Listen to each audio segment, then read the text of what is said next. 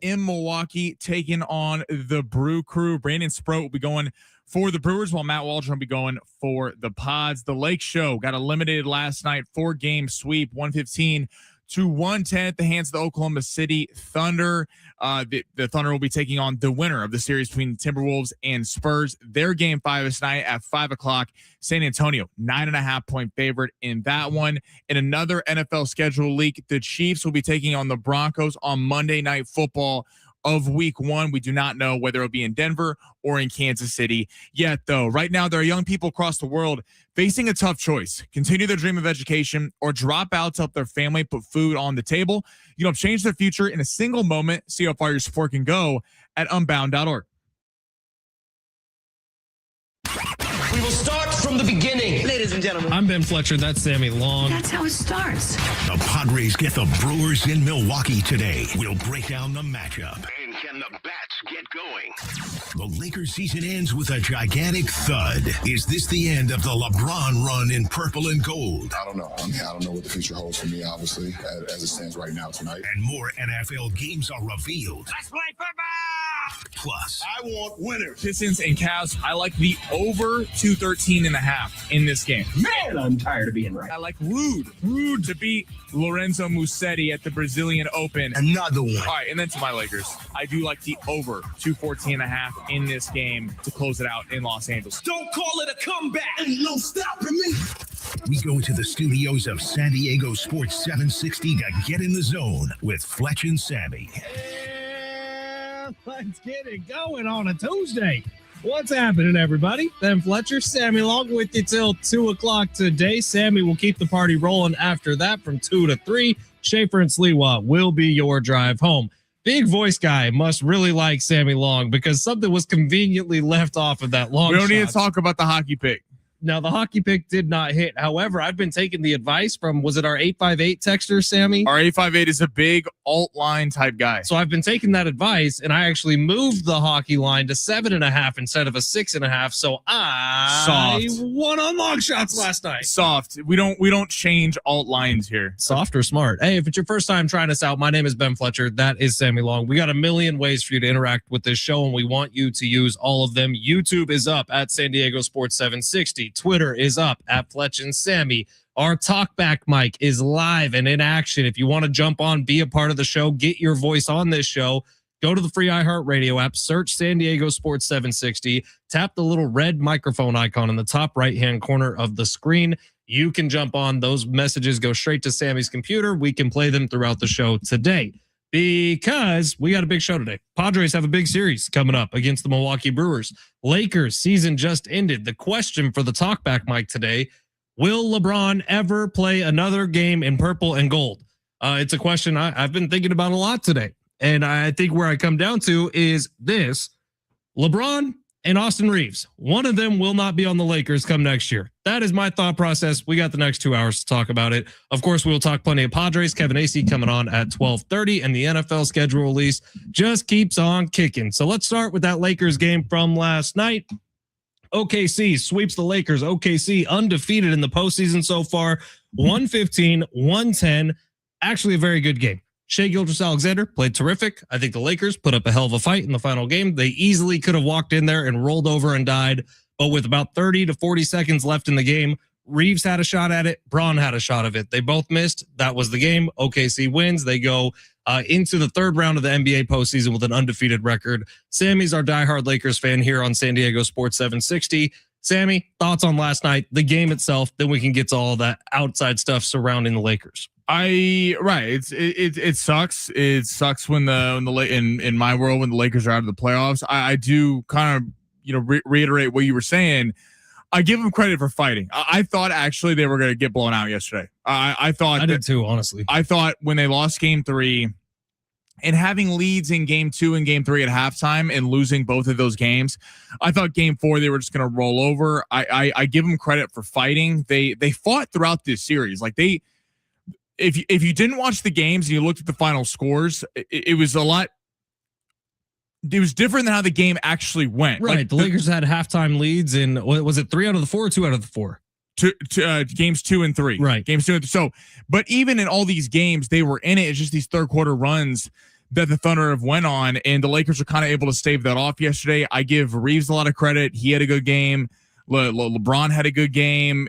Rui Hachimura has been a star this series. I mean, one of the best 3-point field goal percentages of the Lakers of all time in the postseason during this run. So, look, they were overmatched. It's hard to come on here and crush them. Like, the Lakers, when they win, everyone gets way too high. When they lose, everyone gets just like the world's ending because it's the Lakers, kind of like the Yankees or the Cowboys. They didn't have a shot in this series. They not having Luka, I would have liked, I don't think they would have won the series. It would have been fun to see Luka out there. I know Jalen Williams didn't play, but those kind of third quarter runs that really did the Lakers in, I do think if Luka was playing, you could have just gotten a bucket and stopped some of those. That was the Lakers' problem in this series. They didn't have anyone to stop the runs, but the Thunder just a lot more talented. The benches are not even comparable to the Lakers, and that was on full display. I mean, the Lakers don't have a Jared McCain, and you see guys like that coming through for the Thunder, and guys like that just aren't on the team for the Lakers. Yeah, I'm really curious to see if whether it's Minnesota or San Antonio, if either of them can put up a fight against the Oklahoma City Thunder, who have definitely looked bulletproof. I think the Spurs can. The Spurs can, just because of the Wemby mismatch. I mean, nobody in the league has anybody to guard Victor Wembanyama, but OKC doesn't either. So I'm curious to see what happens. But that series is completely up in the air. I'd say it's 50-50 right now between Minnesota and San Antonio. And that game 5 is coming up later tonight. So it'll be interesting to watch that. So round 2 of the NBA postseason, we got 2 series who are heading into game 5, completely tied up at 2 games apiece. And we have 2 series that are in the books already. Knicks and OKC both advancing. And the Spurs, Timberwolves are still in their series, game 5 coming up tonight. Now, what's interesting about this is LeBron right after the game did the Aaron Rodgers thing, did the LeBron James thing. I feel like this is a once a year thing where LeBron is very cagey with the media, as he should be. It's right after the final game of the season. He said, I don't know what my future holds. And you can interpret that any way you want. You could say, okay, is LeBron going to YouTube golf?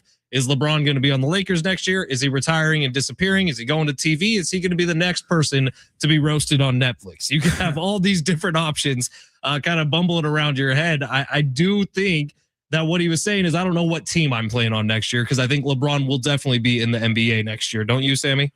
I think he'll be. I mean, he balled out in the series. He was averaging in the mid-20s of points. I don't know why. It's a lot like the Brady thing. It's like, yeah, everyone is telling me because of my age I should retire, but I'm also playing at an extremely high level. The question is going to come down to is any team going to offer him big money? Because the only way he's back with the Lakers is if he takes a discount. The Walters Group has already made it clear. Rich Paul and LeBron James went to the Lakers last summer and wanted an extension. They said no. They're like, we're not extending you because we're going to build this team around Luka. If LeBron wants to come back on a $10 million contract, $15 million contract, that mid-level taxpayer exception, the Lakers would love to have him. I think it's down to the Lakers, Knicks, and Cavs, and we'll see what team comes out of the East and what team needs him. But he would kind of be the perfect kind of push your team over the top if you were in the Eastern Conference. It's going to be an interesting offseason. I feel like with Aaron Rodgers and LeBron James, we get this every year. Obviously, LeBron playing at a little bit different level than A-Rod is. All right, let's get to the big 3 here of our number 1, where Sammy rips through the top stories in the world of sports. We got lots of Padres talk coming up over the next 30 minutes. Kevin Acee at 12:30. Sammy, smash. Your lunch break is here. Ready to go back to the office and knock the socks off your friends? I mean, coworkers? It's time for the top stories of the day. The Big 3. My name is Ben Fletcher. That's Sammy Long. Pleasure having you here. If you have a minute, please go over to the iHeartRadio app, hit the little plus icon that adds us to your presets, helps us out with the bosses, and helps you out getting to us every single day. Sammy, where are we going? By the way, did you see Dylan Brooks at the game last night? I did. Can never win something of his own, so he has to go to somewhere else to hate watch and make a bit of a scene as well. Where are we going, Sammy? Let's go to the NFL. So Chiefs Broncos leaked for Monday Night Football. We don't know where. Will the game be in Kansas City or in Denver? What do we make of the Week 1 matchup? And how do we feel about the league trying to do the Chiefs dirty? What? With Mahomes coming off the injury and scheduling a divisional game off the jump, but we'll get to that. Okay, well, last year it was Eagles-Cowboys Week 1. That was a great... Was either of those quarterbacks coming off ACL surgery? I love it. I think the league's doing the right thing. That is a super intriguing primetime matchup for Week 1. I will say this. When I first saw that, I thought, all right, well, if right now in Patrick Mahomes and the Chiefs' head, he's coming back for week 3, and this is totally hypothetical, but right now, if the plan was to get him back for week 3 fully healthy, that plan has just moved up 2 weeks because there's no chance in hell Patrick Mahomes is missing week 1 against the team that just took the AFC West for them for the first time in forever. So Patrick Mahomes will be playing week 1. I hope this game is in Denver, personally, because I think that just adds a little bit more intrigue to it.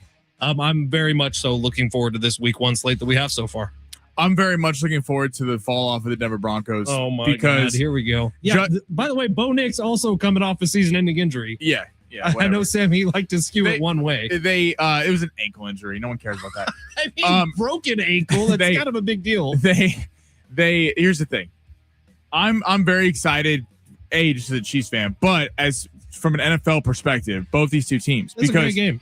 Because the last two years ago, Chiefs won 11-0 one-score games. People were right. They said the Chiefs was going to come back to bite them, and it totally did. The Chiefs won one-score game last year. They were in almost all those games, and they could not execute in the fourth quarter of games. I think a lot of it was due to not having a run game. The defense, the pass rush was not there.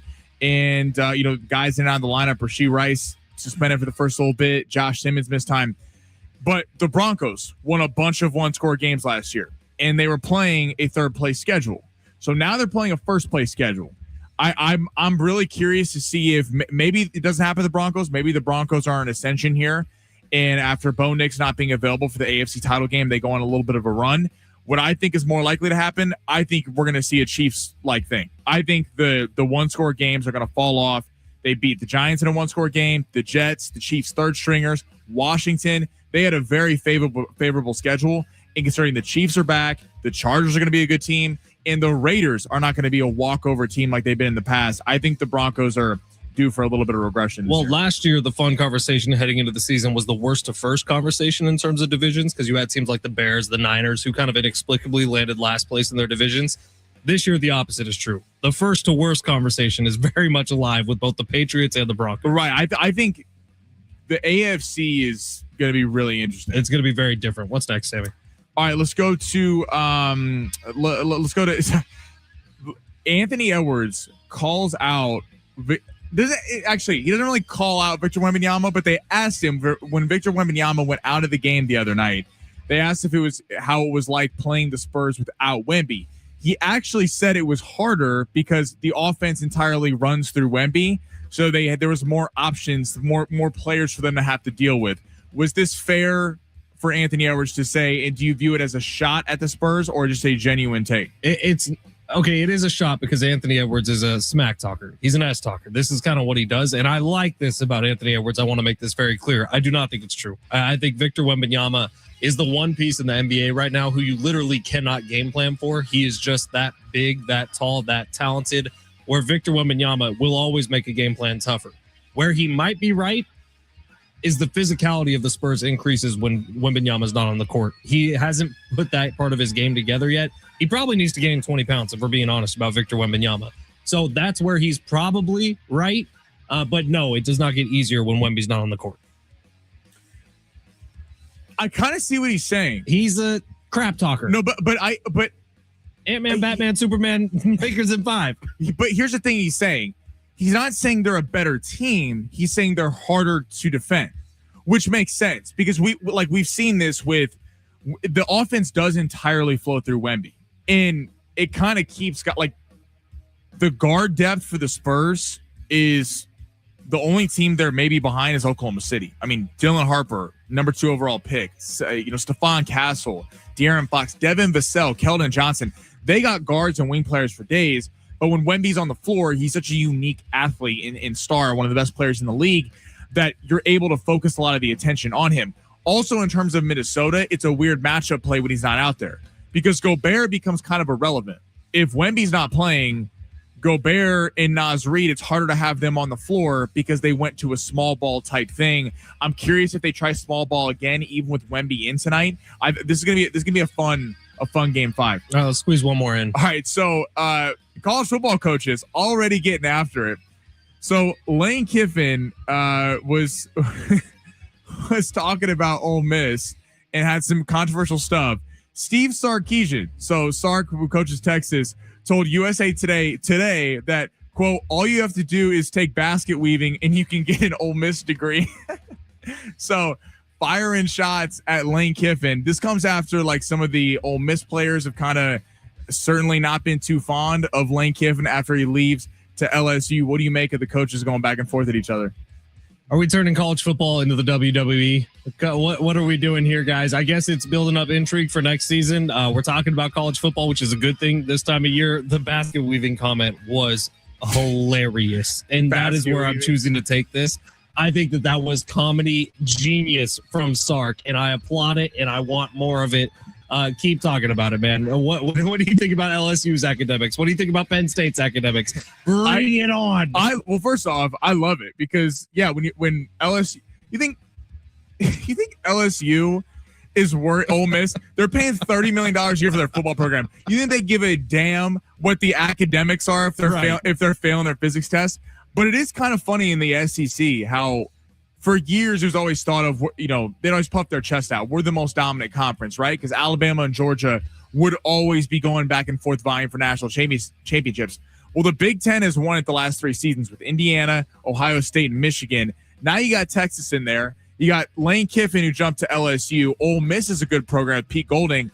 I'm curious if the SEC gets back to that level where they're dominating college football, because I think the new premier conference in college football is the Big Ten. And frankly, it's not even close with Nick Saban not there at Alabama anymore. So if you look further into Sark's quote, it actually was kind of grounded in reality, because at Texas, which is where Sark coaches, if someone transfers into Texas, the university, they go back to 50% no matter how far they are from graduating. So if, say, you were a semester away from graduating, if you transfer into Texas, you're going back to 50%.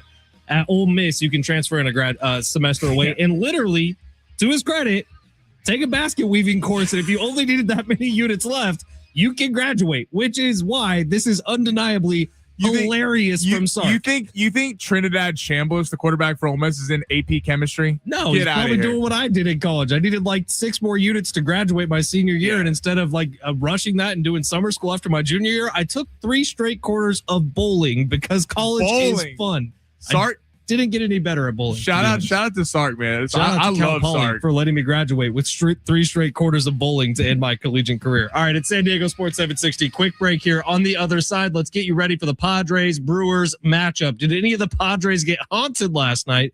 We'll ask Kevin Acee that coming up in just a little bit. You're listening live on the iHeartRadio app.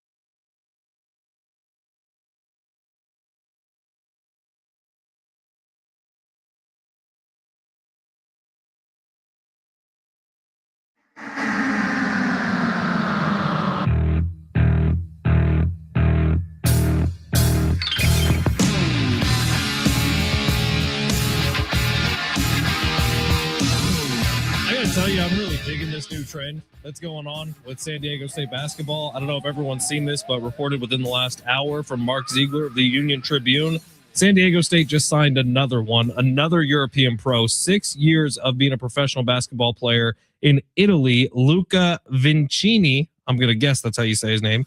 We got a bunch of Lucas on the team now. 23 years old, 6'9". He becomes the third European professional player joining San Diego State's roster this season.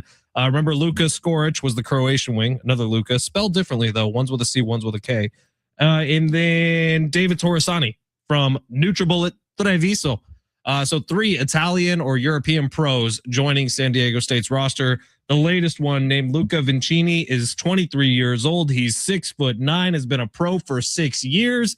This is good news for San Diego State. Excited to see what this roster looks like. Honestly, excited to hopefully interview some of these guys because I want to hear some accents on this show. It's time we liven this up and stop just having 2 basic white boys talking on a daily basis. Dude. Just ready for some accents on this show is all I'm saying. All right, it is San Diego Sports 760. Ben Fletcher, Sammy Long with you for the next couple of hours. Sammy will keep the party rolling after that. If you missed it, the keyword for this hour, much like Vin Diesel would say, is family. You can take that over to sportssd.com, enter it there for your chance. Do you see they're making a TV show? No. Fast and Furious is making... The punchline for that, enter it for your chance to win $1,000. sportssd.com, family. Like... Fast and Furious is making a TV show because Vin Diesel's like, oh, our fans love it and need more. I'm like, no, we don't need more. We have enough movies. More like he likes making more money. And so this is good. If it's a good TV show, I will be watching. Can't wait for it because those movies are just fun. Matt Waldron going to be on the mound tonight. 4:40 first pitch against the Milwaukee Brewers. They are in Milwaukee and they stayed at a haunted hotel last night, which is very fun to think about. But Brandon Sproat is going to be the pitcher for the Milwaukee Brewers. He's 6'3". This year, 5.87 ERA, 0-2 in his starts.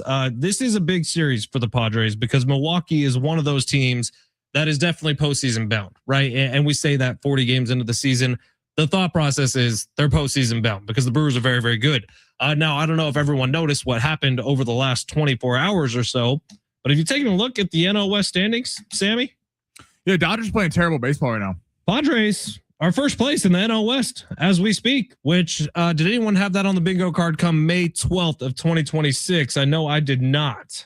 No, it's this is why the next 2 weeks are huge because the Dodgers are not running away with the division. They're giving the Padres a lot of opportunities. Despite the Padres iffy play so far in May, and the Dodgers really are not making them pay whatsoever. Dodgers have lost 3 straight games. It was only 3 days ago that the Padres are 2 games back in the division. As of today, Padres are up. They're 24-16. Dodgers are 24-17. Padres with a very tough stretch of games to hopefully expand that out a little bit. This is kind of the blood in the water conversation, right? We talked so much about last year's 14-3 start and how crucial that was for the Padres to end up getting to the postseason because they were a pretty average baseball team after that 14-3 start. Right now, the Dodgers are going through a slump. Can you build out some sort of cushion if the Padres get really hot over the next 2 weeks and the Dodgers continue to stay where they're at? Well, you're looking at something that could potentially lead to an August conversation, which we would all love to have. You need to win the series against the Dodgers next week. Correct. Because the Mookie Betts came back yesterday. The Dodgers pitching staff is not on point. Roki Sasaki he had an okay start last night, but not very good. Blake Snell, his first start back, got ate up by the Braves, which I don't know why the Dodgers would bring Blake Snell back against maybe the best team in baseball. In the Atlanta Braves are one of the best hitting staffs in all of baseball. But the Dodgers got some issues right now, and you kind of feel like the Dodgers are going to figure it out. Alec Thomas, they just acquired, which I think was actually a great move from them, getting them from the Diamondbacks, which I'm kind of surprised the Diamondbacks gave up on him. Alec Thomas is a really good player, but this is a big next couple of weeks because you're playing playoff competition, Brewers, Mariners, Dodgers, Phillies. This is important stretch here for the Pods. Brewers 22-16, Padres 24-16. Brewers been very good at home this year as well. Interesting to see what happens tonight. To get more into it, let's talk with our Padres insider, Kevin Acee, coming up next here on San Diego Sports 760 live on the iHeartRadio app.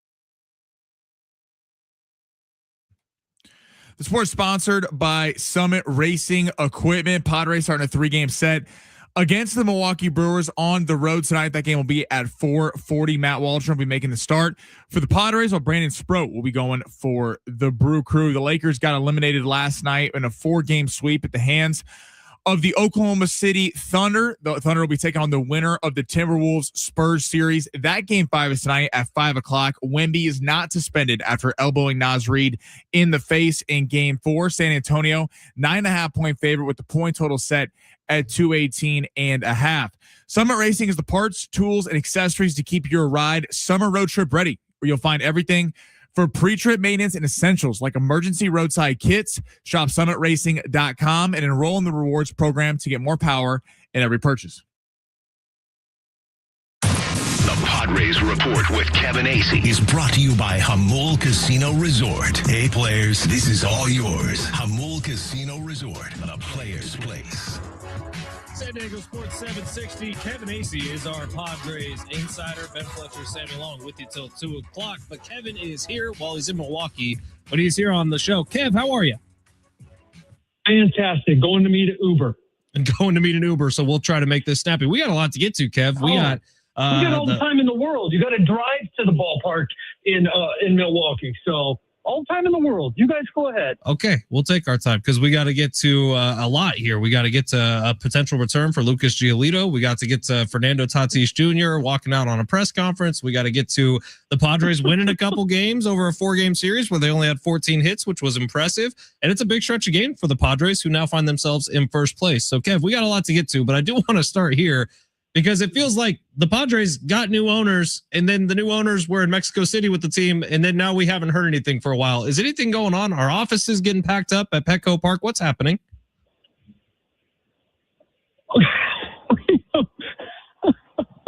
No,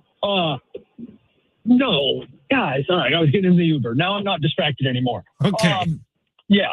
No, listen. We weren't going to hear from them until the end of June or the beginning of June or something like that. The owners' meetings where they'll be ratified or, the rest of the owners will almost certainly confirm them as going to be the beginning of June. And then it'll take a few weeks, I guess, for the paperwork to close. Yeah, that's what we're waiting for. Do you kind of sense a heightened sense around the team, considering like they get a chance over the next couple of weeks to play the Brewers, Mariners, all teams in the championship series, and the Dodgers, or is this just kind of another week for the Pods? A little bit of both. Like, no, you don't sense anything, and they're never going to let us see that. Not a team that where Manny Machado is the kind of the current that flows through Manny. You're not going to hear that they're hyped up for anything in May, June, July, August. But the fact is, they are going to be facing some good pitchers. They're going to be facing some good teams. And more importantly, Kevin, it's not just another week. Yes. Sorry, your phone cut out. What were you saying? Oh, that's Milwaukee. It can't possibly be me, guys. I'm saying that on the flip side of like Manny Machado and the whole, no, we're not going to get worked up about anything happening this early in the season. They've got to hit better. So they know that. And so, yeah, a little bit of like, hey, let's go. Let's get this together because it ain't going to last like this without hitting better. Right. Now, Matt Waldron, maybe his best appearance as a Padre, at least this season, came last time out, and they used an opener. Bradley Rodriguez went first, and then Matt Waldron came in and was fantastic for 5-6 innings. Today, it looks like Matt Waldron's going to be the starter. Or do you think they implement an opener at all and try to keep the good thing rolling? No, Bradley Rodriguez opening, Matt Waldron the starter. Same as last time. Okay, good to know. ESPN has it wrong. I shouldn't say starter. I should say, sorry. Yeah, obviously. Bradley Rodriguez opener, Bolt guy, Matt Waldron. Yeah. Is this presuming that with Giolito coming back, Waldron's going to get sent down after the start?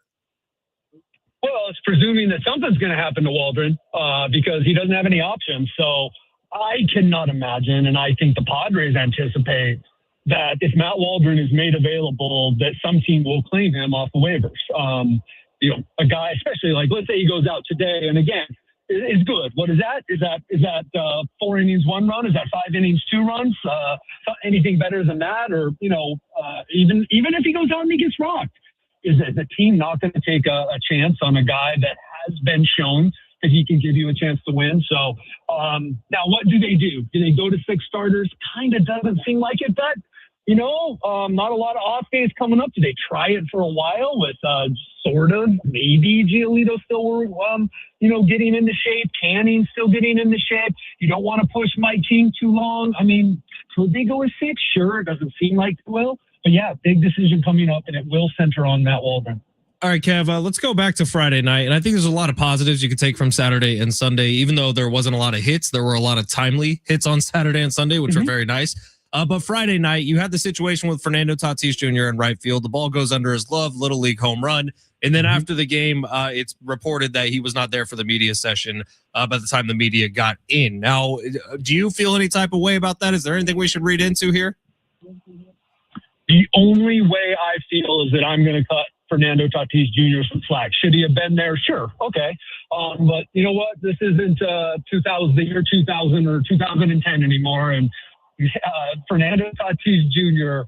is there 90% of the time, no matter what, and available. And so, look, it's been a really rough season by his standards, awful. And that was a rough night. And he wasn't there. Okay. Yeah, I don't have an issue with that. I have more of an issue with some of the guys that either try to wait out the media or don't show up on a regular basis. So, hey, all the media are is conduits to the fans. If the fans want to be upset because Fernando wasn't there, that's okay. But I got to say that he is usually there. What's the funniest strategy you've seen? Like back to your Chargers days covering the team, like guys hiding out in the showers until everyone leaves, or what's the stay naked until everyone leaves? What's the best strategy? In the dining room. So I got to say that the road is a much better place to make sure that you get players. There are fewer hiding places, but there is still the dining room.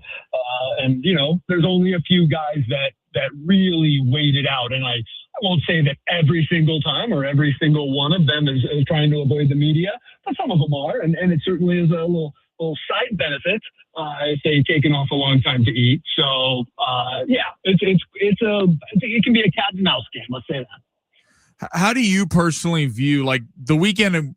Fletcher and I have been talking about kind of hard to assess because 14 hits, but they did go 2-2 and have found ways to win without the stars. Do you look at it as a positive thing because you assume the stars are going to get going, or are you starting to get concerned that this is what the team is? 40 games is not like a small, maybe it's smallish, right? Like it's 1/4 of the season, basically. Or sometime in the second inning tonight will be 1/4 of the season. Right. It's not small. It's concerning.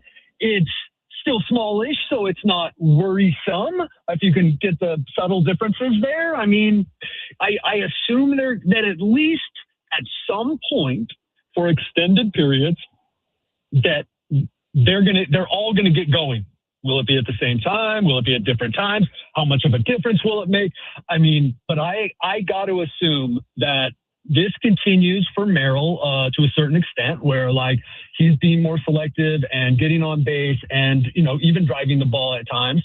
And that, Tatis and Machado for their different issues of not hitting that picks up. We have to, and certainly they have to assume. And when I say that, I don't mean they're not working. They're just sitting around waiting.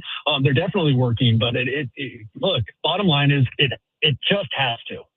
Kevin Acee, our Padres insider, with us here for a couple more minutes at least. Kev, what's the latest on Lucas Giolito? When can we expect to see him on the big league mound? Got to be, off of his minor league deal by Saturday. For all intents and purposes, it's done. That he'll pitch this weekend in Seattle.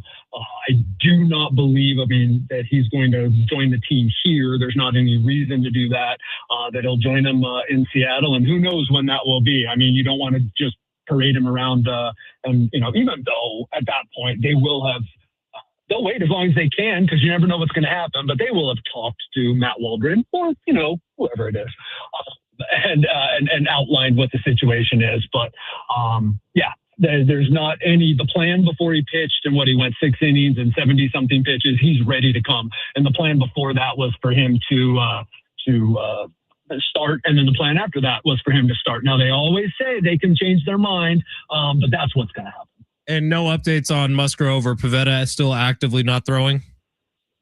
I didn't read today's injury report, comes to us on Mondays or Tuesdays, but I'm going to go ahead and assume it still says active rest. I can check it on my phone if you'd like. No, it's all good. That was the plan. We can assume. Look, these guys, it will be news when one of them plays catch. When one of them does more than play Frisbee or run around the outfield trying to just stay in shape and do some stretching and all that, it will be news. Right. All right. Well, Kev, enjoy it. Don't go anywhere near I think it's the Feaster Hotel, the Pfister Hotel, because it's haunted, and we know that you're very susceptible to hauntings.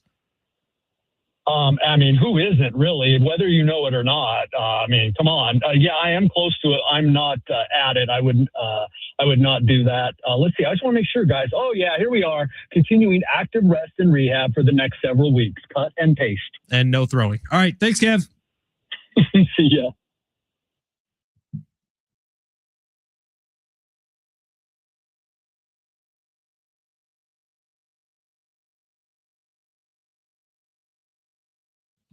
I texted Kevin earlier today, actually, and asked him if he was staying at that hotel. And he says, why in the world would I do something like that?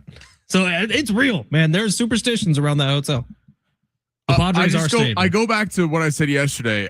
If this is such a big deal for people, then why do teams keep staying there? Milwaukee's not some tiny city. I know. It is weird, but it's always been the place. That's where they stay. And I know different hotels across the country. Do these like hotels have contracts with the MLB? I genuinely don't know. I truly don't know the answer to that as well. I would guess a lot of them do. And I know year after year, most players and most teams stay in the same places year after year. But it is weird that Milwaukee is the stop that has the haunted hotel. Like San Diego makes sense because it's connected. They walk across from the hotel to the ballpark. That would make sense. I think though, don't some teams stay in like Del Mar? I don't know. I don't know the answer to that. I would guess a lot of them stay at the Omni. Because remember when Mookie Betts and Jackson Merrill did the podcast together? God, that pissed me off. And they were some place by the coast. I don't know. Maybe the Dodgers and Padres just do other stuff because, they obviously live local. All right, well, good stuff from Kev there. I am curious, like what's happening with Feliciano and Kwanzaa Jones right now? Like it feels like it was such a big announcement and then nothing. Well, it is odd how I guess you have to wait for the rest of the owners to approve the sale, but they are the owners, but they're not. It's just odd how they got accepted when, presumably accepted, but they got, the Silers decided to sell to them during the season. So there's not a lot you can do as an owner. The things that the owner is going to be able to do is in free agency in the offseason and the trade deadline. But which is not that far away. The trade deadline isn't really where the owners come into play as much because you can't just outbid everyone. You have to have the prospects. Yeah, you could have input if they were gave the okay to trade a star player. But I promise you, Juan Soto did not come to the Padres without the final stamp of approval from Peter Seidler. Of course, you know what I mean. Like they're gonna be involved in these decisions. So I'd like to see it happen sooner than later. But I guess early June is the number. All right, coming up next, long shots. I'm coming off a winner. I don't know if everyone else is, but. It was pretty nice. I'm going to take credit for it. Those damn Colorado Avalanche decide to start doing alt lines. They're undefeated right now. They listen to me in the 858. It's working. It's working real nice. It is San Diego Sports 760. Brand new long shots on the other side, live on the iHeartRadio app.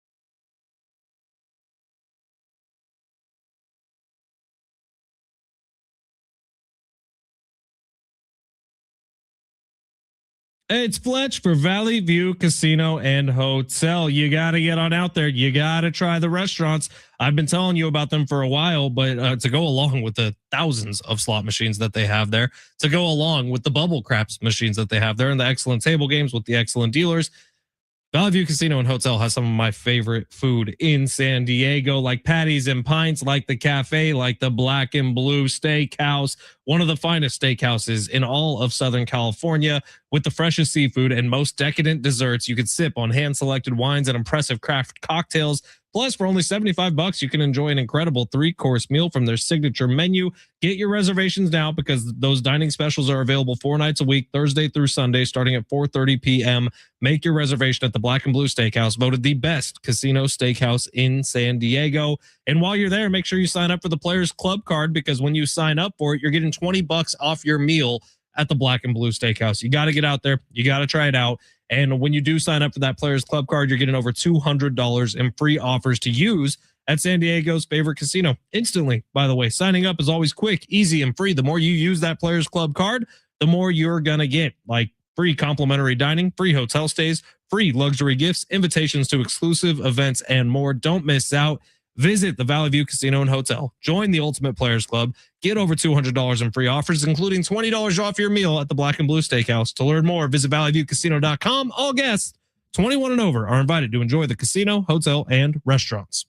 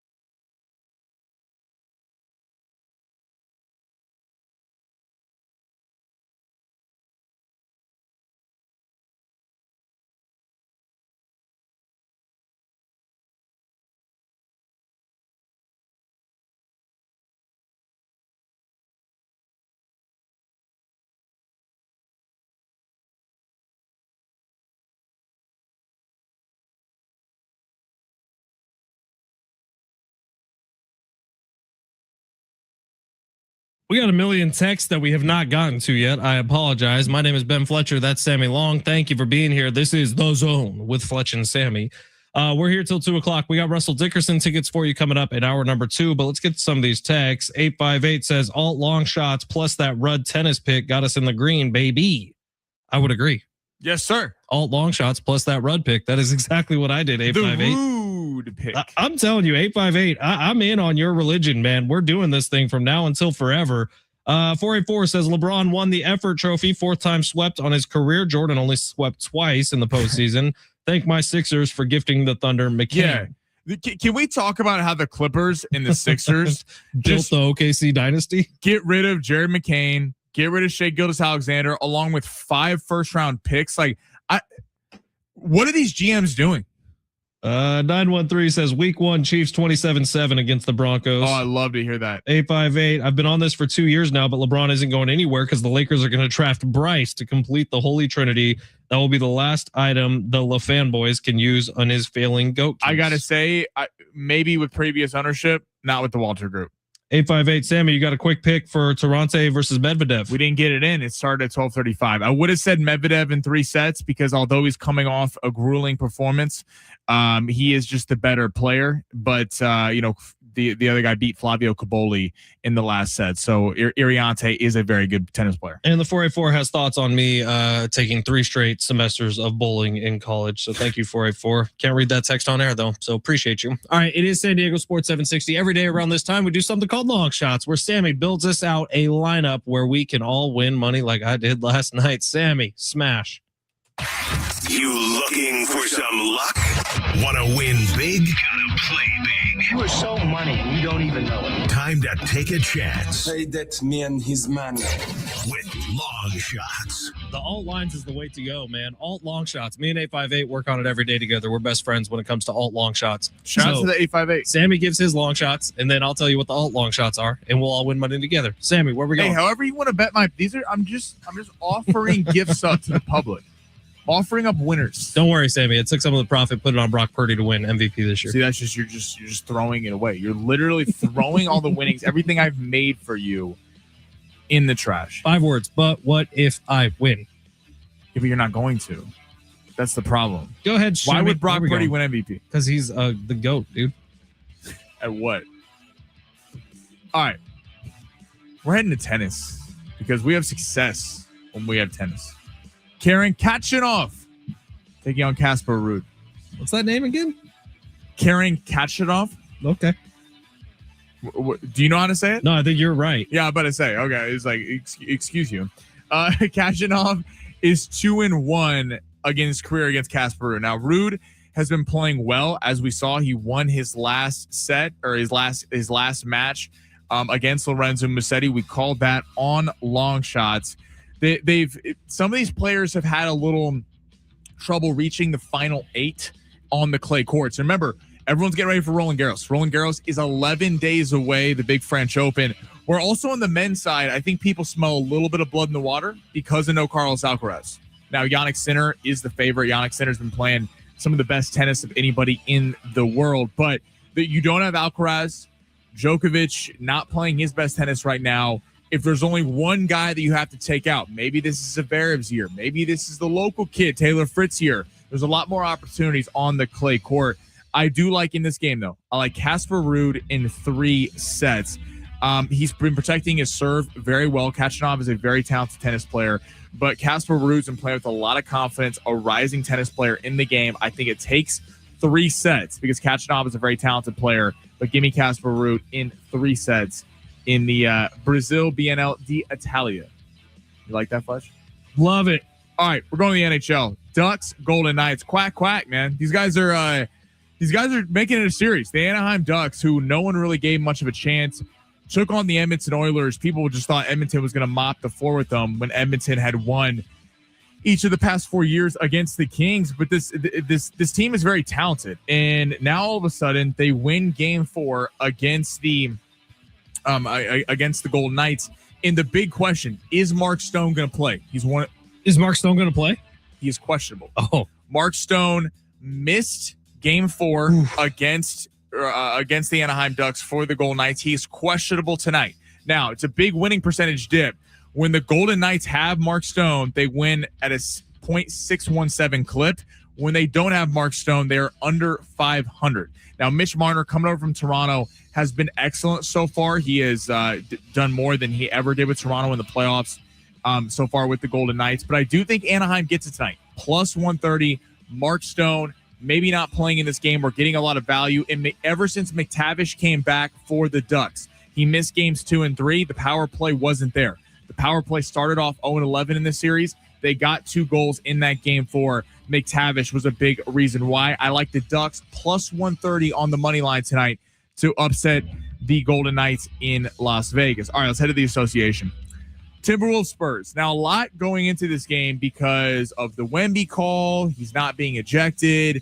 after elbowing Nas Reed. Draymond Green on a podcast calling it out. 9.5 points is a lot. 9.5 is a lot. And look, I get the whole narrative that San Antonio is probably going to come out pissed off, feel like they lost that game when they maybe should have won that game. It's at home. But give me the Timberwolves plus 9.5. There is a narrative being kind of percolating throughout the NBA that somehow the only reason this series is 2-2 is because Wemby went out. Do I need to remind people that they went into San Antonio and won game 1? I know they got blown out in game 2. I think Minnesota, look, I think Wemby has a big-time performance, but to Anthony Edwards' point, it's actually sometimes easier to play Wemby because of the way Minnesota is constituted. Rudy Gobert, Jaden McDaniels, they have a lot of bigs, Nas Reed to throw at Wembanyama. Giving 9.5 points plus 9.5. I think the flip side of this is Minnesota's going to be a little irked that everyone's disrespecting them. Ayo Dosunmu playing some fantastic ball right now. Anthony Edwards finally getting healthy. And Dylan Harper and De'Aaron Fox are both questionable tonight. I do think they play, but they're nursing some injuries. Give me the Timberwolves plus 9.5 on the road in San Antonio tonight. I like it. Here's the alt lines. You take Casper Ruud straight up. You take Minnesota to cover 10.5 points, and you take the Ducks at plus 1.5. That's the alt line. Yeah, if you want to be soft and take them plus 1.5, that's fine. Soft is winning, Sammy. First off, in hockey, I know you're not a big NHL fan. Mm-hmm. Okay, going plus 1.5 is not smart. I'll tell you why.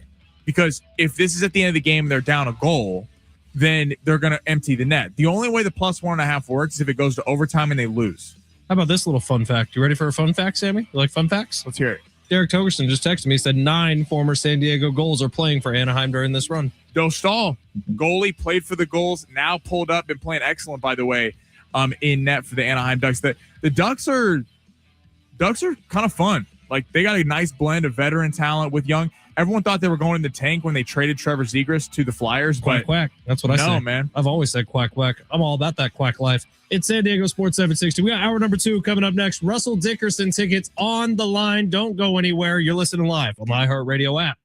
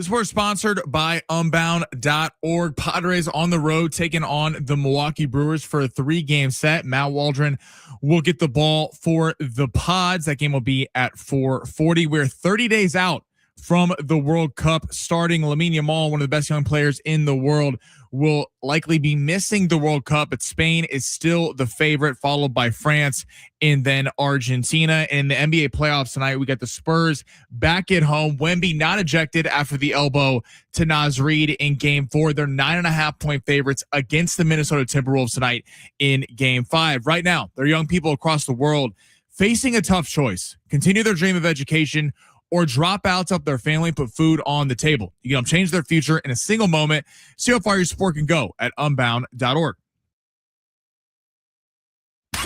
We will start from the beginning. Ladies and gentlemen, I'm Ben Fletcher. That's Sammy Long. that's how it starts. The Padres get the Brewers in Milwaukee today. We'll break down the matchup. And can the bats get going? The Lakers season ends with a gigantic thud. Is this the end of the LeBron run in purple and gold? I don't know. I don't know what the future holds for me, obviously, as it stands right now tonight. And more NFL games are revealed. Let's play football! Plus, I want winners. Pistons and Cavs, I like the over 213.5 in this game. Man, I'm tired of being right. I like Rude to beat Lorenzo Musetti at the Brazilian Open. another one. All right, and then to my Lakers, I do like the over 214.5 in this game to close it out in Los Angeles. Don't call it a comeback. Ain't no stopping me. We go to the studios of San Diego Sports 760 to get in the zone with Fletch and Sammy. It's hour number 2 here on San Diego Sports 760. What's going on, everybody? Ben Fletcher, Sammy Long with you till 2 o'clock. Sammy's going to keep the party going then from 2 to 3, going along with Sammy, Schaefer, and Sliwa, our new afternoon drive show. We'll be taking you home the rest of the way. I saw Schaefer and Sliwa out at the Naughty Barrel yesterday. I went yesterday. You went up there? Oh, yeah, it's on your way home. Yeah, I'm not too far. It's the Rancho Penasquitos location. Penasquitos It's a good spot. Very cool spot. I like the Naughty Barrel, man. I know the one downtown does like excellent smoked brisket burgers. Do they do that up there also? They got a lot of good food on the menu. I just had a couple beers, but Right on. Well, Schaefer and Sliwa out and about. Go say what up to them wherever they're heading next, but also tune into them from 3 to 6. It's a fantastic show that I like to listen to when I'm driving around San Diego that in the afternoon. 858, just I think a beautiful text coming in. 858, one of our loyal listeners. It's teamwork on these long shots, Sammy, is our shepherd in herding us in the right direction like Moses through the Red Sea. That's what I like to do too, 858, is compare Sammy to biblical characters because he's definitely earned that in his very young to life. The 858. Come on, he doesn't need that much bigger of a head, 858. All right, hour number 2, we will reset long shots for anyone who missed it coming up in just a little bit. I did want to throw this out there. I truthfully, I'm racking my brain to try to remember if we did this on the air or on YouTube only this morning with Big Rich, TD, and Fletch. But we did talk about it. Like our favorite viral moment ever. Is this a viral clip or a viral sensation? Vine is included. Charlie Vine. Bit My Finger is included. Ain't Nobody Got Time for That is included. Like the Kai, the hitchhiker dude out in Fresno is included in that. The Whoopah guy from Huntington Beach is included in that. So like your favorite viral moment ever. I don't know if this is my favorite, but I remember when Damn Daniel, those guys. Damn Daniel. When that with the shoes. When that was happening, Sure. I remember that was a big deal. I remember what does the fox say? Oh my God, yes. That was when I was in high school. Yeah, that one was fun. And the best part about it was all the parodies. Like SNL did a great parody. I'm trying to think, like what's yours? I mean, my favorite forever will be the Greg Jennings Madden clip. Have you ever seen that, Sammy? I think. It's just this guy playing Madden, and Greg Jennings like breaks his leg in the game, and then all of a sudden he has the game-winning touchdown drive, and he's just, I put the team on my back. Unfortunately, there's 9,000 curse words in 45 seconds, so we can't play that clip on air. But forever, if anytime anyone has that video and pops it up, I will watch it in its entirety and laugh my ass off for about 40 minutes because I think it's hilarious. Well, one of my favorite memes that I was looking at last night was the ones like me showing up to my enemy's funeral. And sure. The guy with the suit, all suited and booted. It's a classic one that can never really go wrong. Yeah, it's the internet's given us so much greatness over the years. So if you have one, 70470, start your message with team, or better yet, hit us up on the talkback mic on the free iHeartRadio app. Tap that little microphone icon. We can play those back here with sometime within this hour. We got no guests, so we're freeloading here. If you want Russell Dickerson tickets, you got to just keep waiting for your chance to win them. We will get to the big three in a second. 615 with a great addition already. And boom goes the dynamite. Great addition. Great one. Boom goes the dynamite. All right, let's get to the big three here a little early, Sammy, where we can rip through some of the top stories in the world of sports. We got a lot of good ones going on, and we'll get back to the Padres in just a bit. Shimmy. Smash. Your lunch break is here. Ready to go back to the office and knock the socks off your friends? Coworkers? It's time for the top stories of the day. The Big Three. If you want to watch the show, YouTube is up at San Diego Sports 760. We'll get to some of those comments on YouTube in a little bit. I know we have a Lakers fan who sent 9,000 comments. He's venting. Yeah, my Laker fan. He's a little frustrated. We'll get to those in a little bit. American-T5Q. We'll get to you in just a second. All right, Sammy, where are we going? Let's hit a little soccer. Actually, World Cup 30 days out. So ESPN released, a list of power rankings, and America was not on the top 15. So the top 5 was Spain, number 1, France, number 2, Argentina, the reigning champs, at number 3, England, 4, who I believe has never won a World Cup, and Brazil at 5. What defines success for the U.S. at this World Cup? All right, in talking to my friends who their life is soccer and who have been following the creation and the building of this Team USA team, which if you get into it, this is going back 30 years now of them starting to build different schools and different training facilities and trying to get people in by the time they're 6-7 years old and training them up to be part of this Team USA men's national team for this World Cup. There's a lot riding on this. The team hasn't necessarily panned out to what they thought it'd be. It's been a bit of a coaching carousel over the last decade. This team is not as good as they wanted it to be for this World Cup. With that being said, you're hosting. If you don't get to the knockout round, man, this is a wild disappointment. And if we're watching recently, it doesn't feel like they are going to get to that. But they got a favorable draw in the group stage play. So I think knockout round, get in there, and I would say get a win, but I don't think most people would say get a win. But if you're in the knockout phase, it's not a total failure. I would say you got to get a win in the knockout stage for it to be a success. You have to get out of the group. That's honest. If they don't get out of the group, that is just an abomination of performance, especially considering it's on home soil. Now, it's funny how the team has changed over the years, because it used to be with Alexi Lawless and Landon Donovan and Clint Dempsey. The U.S. was kind of physical. They were never as talented as all these teams. Understandably, soccer is not the number one sport in America, where it is in England. Yeah, but Landon Donovan was a dog. Right, and they've had some big moments over the years with that. Now, the team has gotten more skilled as soccer has grown in the States. You've seen more, like Christian Pulisic, you could argue, and before soccer heads come at me, but is one of the most talented players the U.S. has ever had. He is a legit star over in England. I know he played for Chelsea and has kind of bounced around a little bit. But he's on a goalless streak right now, and that's not something that you want to see.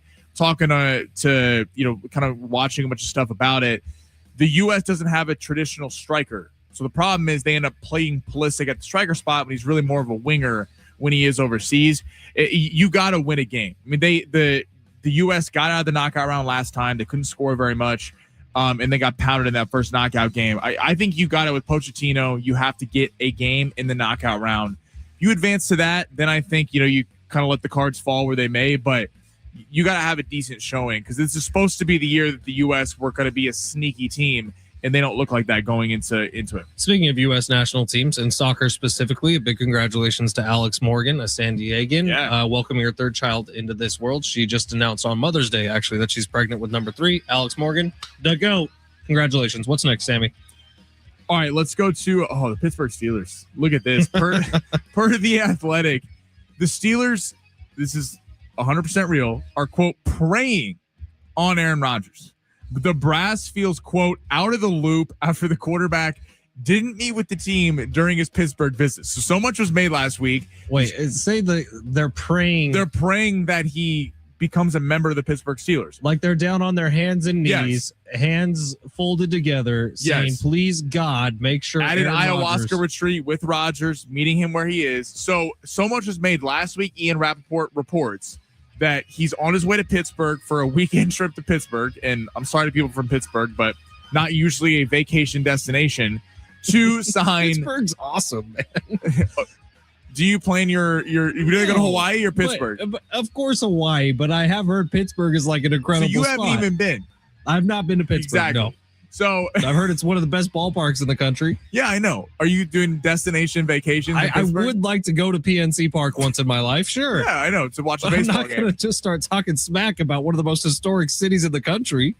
Aaron Rodgers, I find it hard-pressed to believe that he was there on a vacation visit. Of course not. He was there talking with the Steelers. But he didn't talk with the Steelers. That's the thing. He didn't meet with the Steelers. Do we know that he didn't grab dinner with Mike McCarthy? Well, why would this be coming out? There's ways around this. But why would they have to hide that? I see what you're saying, but I just don't necessarily believe anything I hear when it comes to Aaron Rodgers. And I do think this is a very Aaron Rodgers offseason thing. Hell, it wouldn't surprise me if Aaron Rodgers went to the Steelers and said, hey, maybe someone leaked something out that you're praying for my return. Like, that's what Aaron Rodgers thinks of himself sometimes. I truly feel that. So I do think this is going to be a situation where we get to 2 weeks before training camp, Aaron Rodgers signs with the Steelers, and everything's hunky-dory. I don't see it playing out any other way. Well, I think That's he'll be there. Outrageous quote. But I think that Rodgers knows that he has him. Rodgers knows the Steelers did nothing to get a quarterback in the offseason. They could have got Kyler Murray. They chose not to go in that direction. Drew Aller, I'm sorry, is not the answer. At least if he is, not right away. He's a rookie out of Penn State and wasn't even that great. Was kind of a disappointment at Penn State.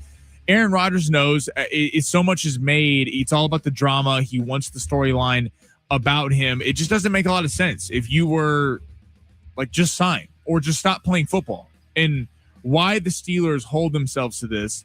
The Steelers are too proud of a fan base to let themselves suck for a year. But if they were to suck for a year, this franchise would actually be really good for the next decade because they could draft Dante Moore, Arch Manning. The problem is they're too talented. They made a trade for Michael Pittman Jr. Like, that's not a trade for a team looking to reset. That's a trade for a team going, we want Aaron Rodgers. We needed to get a second option behind DK Metcalf. And now Aaron Rodgers knows it. And I'm sure they want him to take a discount. And he's like, screw you.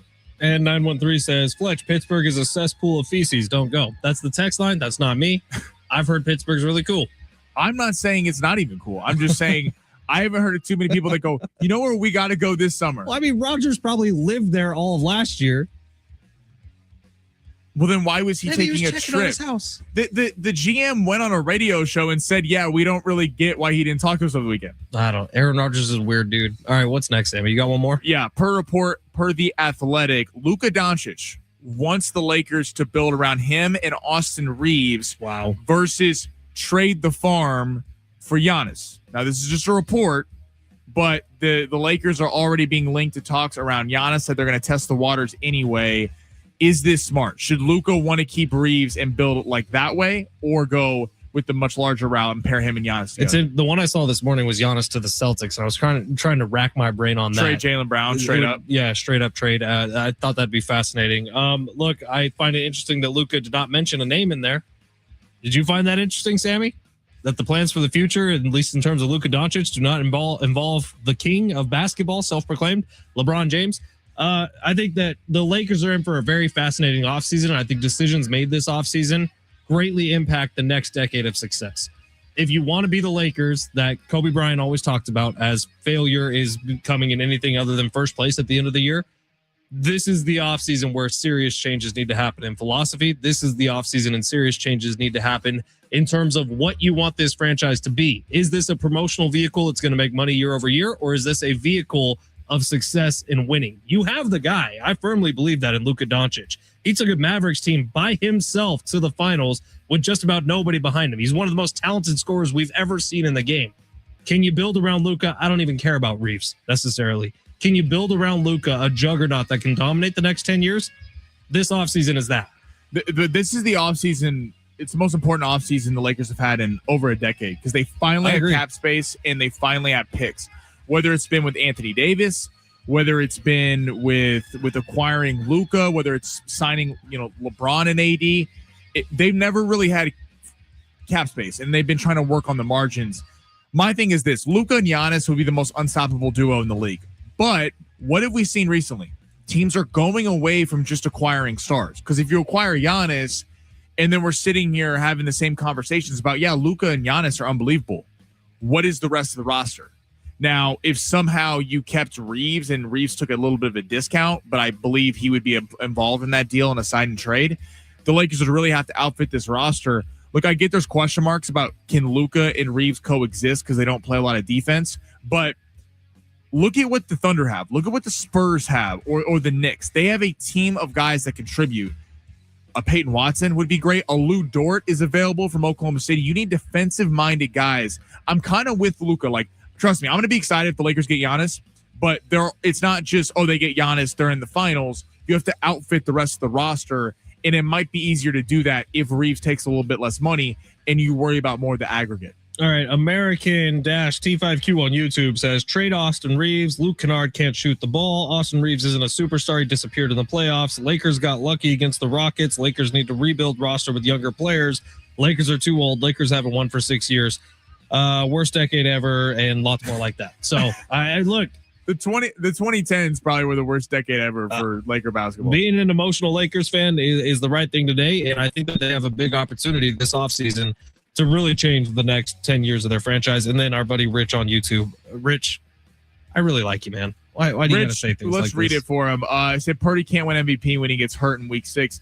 Very valid point from Rich McGuire. Looking out for the betting public of San Diego, not wanting you to just fall into the Ben Fletcher where you fall in love with your guys and then you just... Rich, are you rooting for injury here? Because this is weird, man. He's being honest about I'm a big fan of you, Rich McGuire. You are one of my favorite people that I've met since moving to San Diego. And if we're talking like this, I just don't know where our relationship's at. I really don't. All right, Russell Dickerson tickets on the other side. If you'd like to win a pair to see him at Petco Park at Gallagher Square, you just have to keep listening for about 10 more minutes. It's San Diego Sports 760. You're listening live on the iHeartRadio app.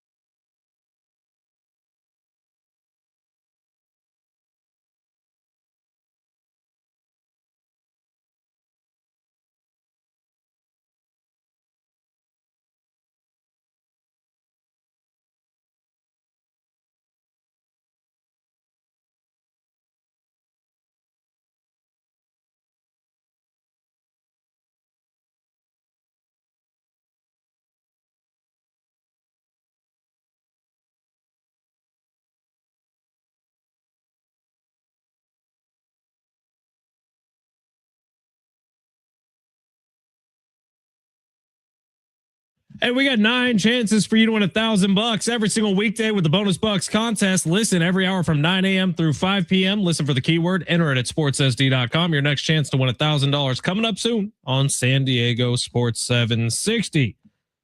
We were talking about viral moments a little bit ago, and there are some funny ones. A lot of people are just sending links to the text line here, but the one I thought was hilarious. 913 Kevin Harlan's pull up your pants, take off the bra, and be a man. That happened, I believe, in the Super Bowl when there was a streaker on the field. 858 super hot fire video where the guy freestyles the dumbest rap bars ever and everyone behind him goes crazy has become a meme that has lived on forever. One of my favorites ever was the guy at Huntington Beach who was talking about the waves coming in, and he was just doing a news interview, and he went on this 30-second rampage about how great the waves were, saying things like, whoop-ah, it's so pitted. And then, of course, the apparently kid, the I Like Totals kid. We got lots of great viral moments over the years, man. The best bracket ever. Are you plugging yourself? Well, I have 4.7 million views, Sammy. That's a viral moment. That's what that is. What won that, by the way? Sex. Yeah, obviously. I believe boobs came in second. So, it's the internet got real creative. And it was during the pandemic, right? Yeah. People were really just charged up. It was on our way out of the pandemic, I think, or it might have been just before. No, it was on our way out of the pandemic. So it was like 2022, 23, somewhere in there. And the best bracket ever took over the world for about 2 weeks, which was a great 2 weeks. But it is San Diego Sports 760 here. We got this text from the 949. Says, good afternoon, gentlemen. Enjoying my final week being able to listen to you two on terrestrial radio before having to switch over to the iHeart app. I'll try and listen in from Washington every day. 949. 949. Feel like we should have a going away party for you or something. Washington, D.C. or Washington, Seattle? Big difference. Big difference. One of them will be on the air at 9 o'clock in the morning. One of them will be on, other way around, 3 o'clock in the afternoon. One of them will stay on there at the same time, noon. Yeah, shout out to the 949, man. I appreciate you still tuning in. Yeah, I appreciate you, 949. Stick with us, man. We're going worldwide. We got listeners in Canada. We got listeners in the Netherlands. We got listeners all over the place. Salvador and Tijuana. Yeah. Wherever you can find us, man. The free iHeart Radio app. We love to have you. All right.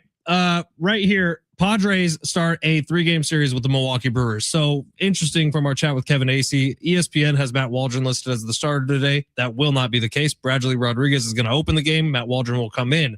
Last time they did that, hugely successful for the San Diego Padres. Matt Waldron looked as good as he has all year. Curious to see if that translates over here today. Milwaukee is on a big-time home win streak. They've been very good at home all season. They are one of the leaders in the National League, and they play in an excellent division. So Milwaukee is going to be a huge test for this Padres team. And I promise you this, 14 hits over 4 games. I don't know what that translates to 3 games, but it ain't going to cut it against the Milwaukee Brewers. You're going to have to score runs in this series. And I think the center of attention, once again, is on those 3 guys, man. Fernando Tatis Jr., Manny Machado with his 191 batting average, and Jackson Merrill, who's really been struggling to find it this year.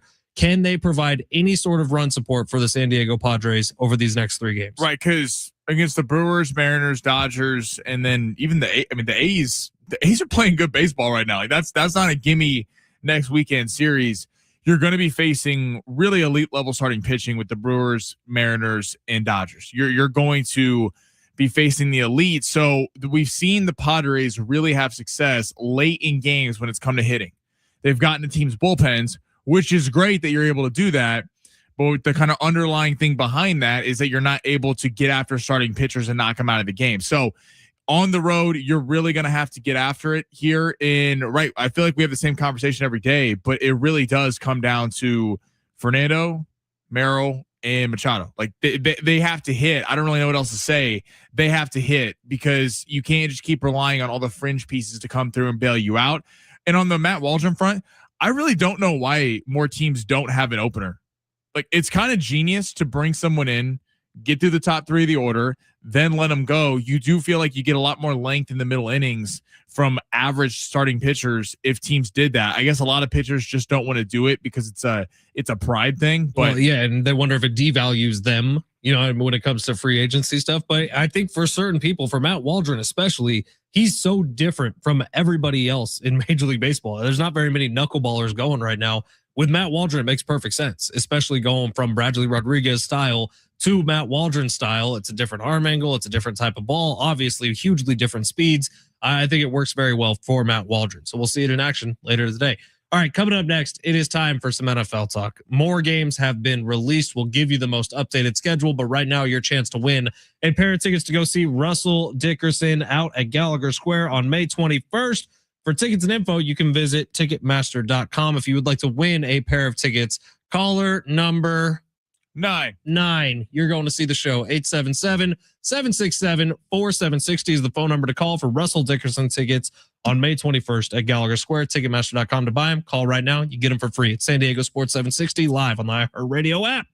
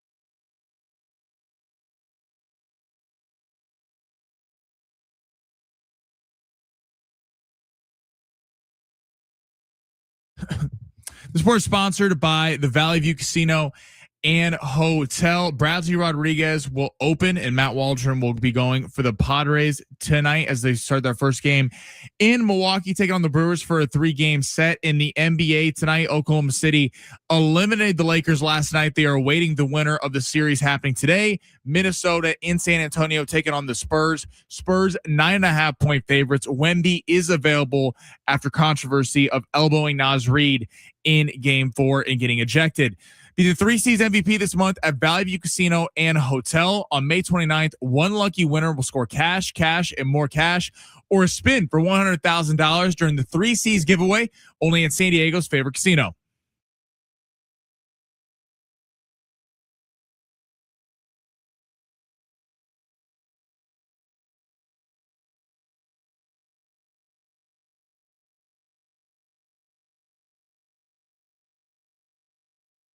San Diego Sports 760, Ben Fletcher, Sammy Long with you.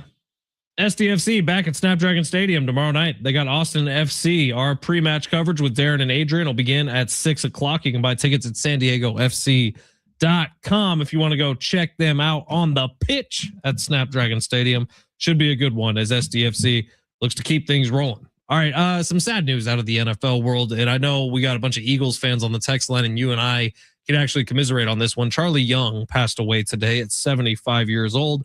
He was a tight end for the Niners and the Eagles at different points throughout his career, but Charlie Young was kind of one of the first pass catching tight ends, sort of led a brand new generation. I don't know that you get a Travis Kelce or a Brock Bowers without a Charlie Young. So rest in peace, 75 years old, excellent 49er, excellent Eagle. I'll tell you one of my favorite things to do, and I know I'm sure lots of sports fans are like this. Like I'll go back and watch Roger Craig highlight reels, and he was kind of the first pass catching running back. Same with Charlie Young. So very, very sad. Rest in peace to him. Absolute legend in the game of football. And I know the Niners have already put out a post kind of singing his praises. I'm sure the Eagles have as well, but very, very sad. Yeah, very, very sad. It is definitely was a kind of generational defining, player that changed the way the tight end position. I mean, the tight end position over the years it used to be you just draft the guys who could block. And now in the combine, and when you look for guys coming out, blocking is always second because Travis Kelce, Brock Bowers, George Kittle. Think about Kenyon Sadiq, the tight end that came out this year out of Oregon. He is a pass catching tight end. Right. Kenyon Sadiq would never be drafted. Or if he was, he'd be drafted as like a receiver in the first round. I mean, he would be drafted, but he would not be drafted in the first round where he went. Was so coveted over guys like Eli Sowers and other tight ends that went. But yeah, rest in peace to him, man. He was a great player, and sad to see him go. All right, now I am trying to keep all of this straight in my head right now because as the NFL schedule release has started to trickle out, we're starting to get a lot more. So we know obviously week 1 is going to be the Seahawks versus somebody on opening night on the Wednesday. Probably going to be the Bears. You think it is? Because the Chiefs were a possibility. They're Monday night. I doubt they do the Super Bowl rematch with the Patriots. The Bears make the most sense, and it's a competitive game. Yeah. And I that would be an interesting opener. Seahawks Bears, I think. I think I'd love that. All right, so Seahawks, maybe Bears. We'll see who the opponent is for week 1, game 1 on Wednesday. Niners Ram is Thursday night. We know now that the Sunday night game is the Giants and the Cowboys. We also know the Cowboys just got Thanksgiving against the Eagles. We also know that Monday night of week 1 is going to be Kansas City Chiefs hosting. Yep, just came down there hosting the Broncos. And then we know that Thursday night football of week number 2, the first Amazon game, will be the Buffalo Bills hosting, and I'm blanking on who. The Detroit Lions at the brand new Buffalo Bills Stadium. Yeah, so we're going to hear about that for hours on end, about the new stadium. You think the Bills will show their new or their old sketch where they had Josh Allen playing the part of Chris Pratt in the pit from Parks and Rec? Yeah, dude, Why are you such a hater, Sammy? No, if the Chiefs got a new stadium, you would be all about the new. No, I'm actually not happy they're getting a new stadium. I want them to keep Arrowhead. Are they still moving? Yeah, it's BS. Over state line? Yeah, they're making a dome. It's stupid. It's a terrible decision by the Chiefs. I turned off Hard Knocks because all we had to hear about was this new stadium for the Bills. I'm like, okay, all right. Well, Amazon will have that game in week number 2. So we're starting to see the schedule come out. I'll tell you what I love about it. The NFL's right now, of course, they're pushing these out, but the competitive games, We're off the getting jump. fast and furious, and they're all competitive. Everything that's been released so far have been like kind of highlight level games of teams that we expect to be in the postseason or at least vying for postseason spots. But I do wonder, and I was kind of asking my question myself, is it too early to start betting on some of these games?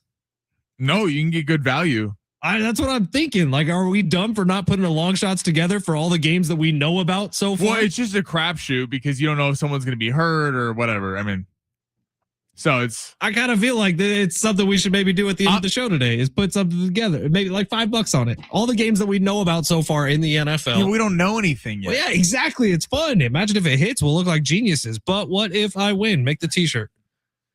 I don't think we need to take gambling advice from the guy that keeps putting money into Brock Purdy for MVP. No, that seems like the smart guy. Because what if I win? I'm surprised how many divisional games we got already week 1. We have 49ers, Rams, Cowboys, Giants, and we have Chiefs, Broncos. Like typically you'd like to see those down the stretch. Now, so sometimes they'll do week 1, week 2, they play some division games and then they wait a little while, but I'm kind of surprised you're seeing so many division games right off the jump. You know, they're kind of telling you what teams they think will be good. Like I heard Colin talking about how the Cowboys and Giants is a great Sunday Night Football opener because those teams could be really good, both of them, and could totally flame out. Like the Cowboys, I think, are going to be kind of a sleeper dark horse team in the NFC.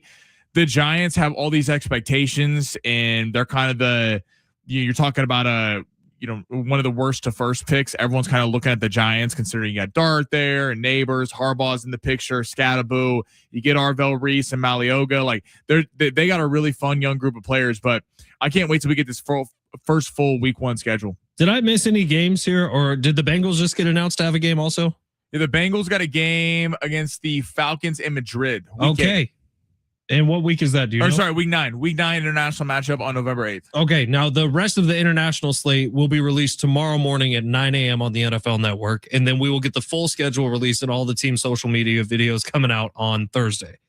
That's where we're at. It's a beautiful week, man. We're 120 days away from football. I really wish they would the holiday games. I mean, we're 4 months. We're 4 months away from football. Yeah. 120 days. Let's freaking go. I wish they would wait for the holiday games. I really wish they would wait. Oh, you mean like wait till just a few weeks before the holiday games? And so you could see, because it's a pretty safe bet with Cowboys and Eagles. Like that's probably going to be a pretty big game. Well, even if one of the teams injured, it's Cowboys Eagles, so it's going to add a lot. Right, to and it. the hope is that there are like serious playoff implications by that point. Because Christmas last year was disappointing because the Chiefs were out of it, so the Chiefs Bronco game didn't mean whose fault was that? A ton, huh? Whose fault was that game sucked? Be quiet. The Kansas City Chiefs. Yeah, the Cowboys and Commanders who were out of playoff contention, and then the Vikings and the Lions who had a crazy outside shot at getting in. But I really feel like later in the year, I wonder if we're going to get to a point, especially, by the way, because Netflix is possibly in talks about acquiring Sunday Night Football. Like NBC pays just as much or more than CBS and Fox for the right to have the one game of the week standalone, as well as the ability to flex. I wonder if we're going to get to a point in the NFL where in one of these new deals with like Netflix or something, if halfway through the season, they're going to get to pick a game every week, and they're going to wait until a week or two out to pick the night game. Yeah, I mean, I don't know, man. The schedule makers make a lot of money, first and foremost. Like the people who put together the NFL schedule, there's so much thought that goes into it. But the schedule's all set in place. You just don't know if you're playing at 5:20 that day or if you're playing at 10 a.m. or 1 o'clock. I could see it. 858 trolling a little bit says the Niners are going to be tired out from Australia and Mexico City, so you can eliminate from them from the playoffs. That's right too now. much. Brock Purdy's never done travel like that. He has no. I mean, come on. First of all, Mexico City is just Levi South. Everyone knows that. The Niners love playing there. Compared to the Rams, dude. The Rams' home stadium is Levi South. Like, do you understand that? When the Niners play at SoFi, it is a Niners sellout. When the Niners play in Mexico City, it will be almost a Niners sellout. I'm so curious to see the NFC. What do you mean compared to the Rams? The Rams don't have a huge fan base. They decent. Not the Raiders. At best, their fans are in St. Louis. Like, we all just forget that the Rams also did what the Chargers did. Yeah, but they were in LA before. Louis. You can't apply the Chargers and Rams are two completely different things. That hate the Rams just as much people in San Diego hate the Chargers. Right, but the people in San Diego have a right to hate the Chargers because People in St. Louis have a right to hate the Rams. Right, but they stole the team from LA. So I don't want to hear St. Louis people complaining about the team going back to LA. The Charger fans, San Diego fans have a real gripe because they were the San Diego Chargers and they just ripped them out and went to LA. The same thing is not St. Louis took the team from LA. Right, but then the LA took them right back. And Stan right, and the most right success back. the team ever had was when they were in LA. Sure, but St. Louis fans. Sam Bradford. What do they have now? The Battlehawks? Yeehaw. Let's go Battlehawks. Like, it's not the same. All right, it is San Diego Sports 760. Congratulations to James. James won those tickets for Russell Dickerson. Thank you for listening, James. We'll have more tickets to give out tomorrow. All right, we're going to pick the games that we know of so far. We're not going to put money on it. We're just going to pick them for fun. The games we know of so far in the NFL, let's pick winners on the other side. Feel free to jump in on that on the text line if you would like to. It's San Diego Sports 760. You're listening live on the iHeartRadio app.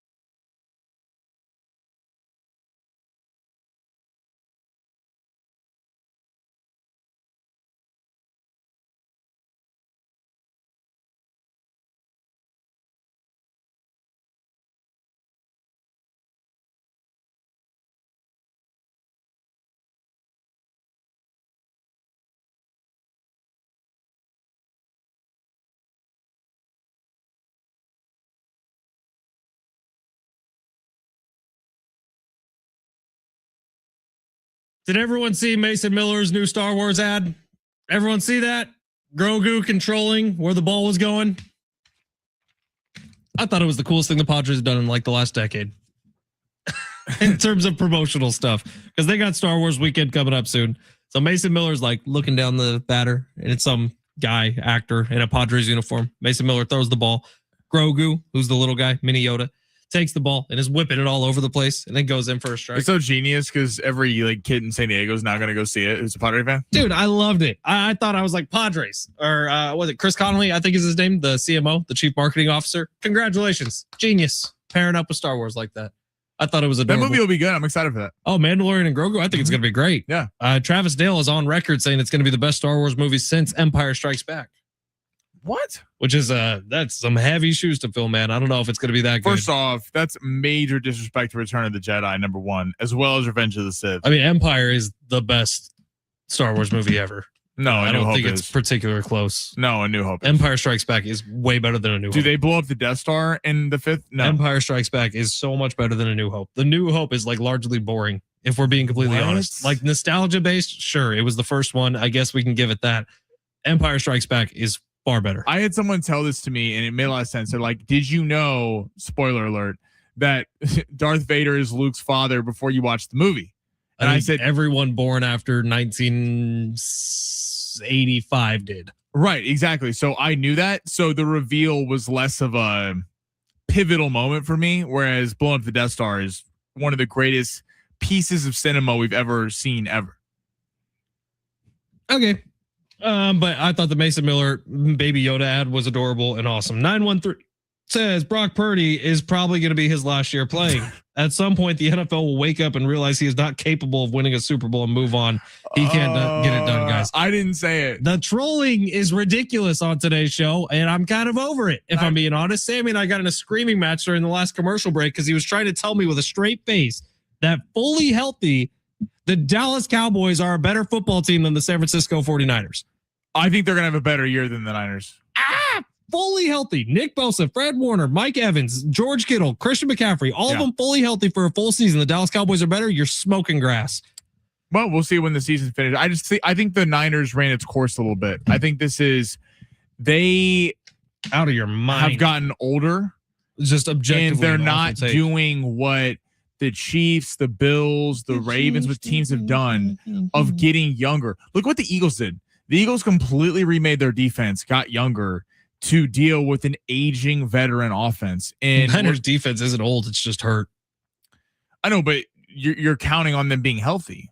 Well, that's the hope. Every time they are healthy, they end up going to the Super Bowl and losing to the Chiefs, which is the bane of my existence. It's awful. No, your guys they'll be a good trier this year. I love it when Sammy gets like this. He's just so cocky. And then last year he was like this he's like, don't let us win 2 in a row. Don't let us win 2 in a row. And then they just kept losing every game. I just want you to know that all the text trolling Brock Purdy, it was really bothering Fletch at the break. So it's still really bothering me. It was great. Like I thoroughly enjoyed watching it from over here. So Padres Brewers, you want to pick this game real quick, Sammy? Do you have odds on that game?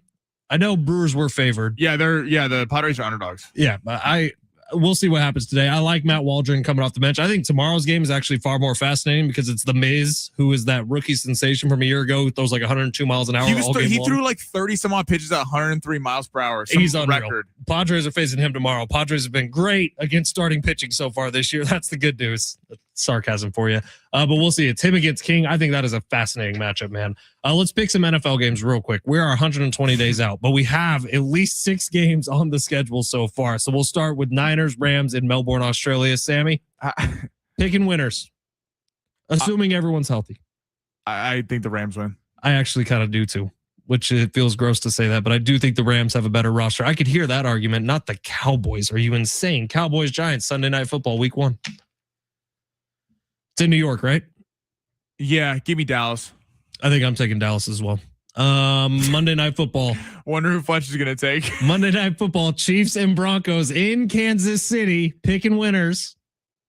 I mean, come on. You know that bad man's going to be out there. Yeah, Bo Nix, Denver Broncos win. Bo Nix has never the been. Chiefs have not done enough this offseason. Bo Nix has never been confused with being a bad man. That has never happened. Bo Nix is a bad man. We'll see if Mahomes is back and healthy for that one. I think that obviously sways everything in that conversation. A little bit. Let's see. Week 2, Bills, Lions in Buffalo, new stadium. Probably Bills in home stadium. Get the first win in the first big stadium. I'm curious though how like the NFC and AFC have such interesting and like a serious note because so many new teams made it last year. Everyone strap in. In the AFC last year, the Patriots, the Broncos, the Texans, the Jags. There were so many new teams involved with it. I'm curious if it goes back to how it was, where it was Mahomes, Burrow, Lamar, Allen, guys like that, Herbert sliding in there, or if we saw a little bit of a new guard. And then the NFC, we saw the same thing.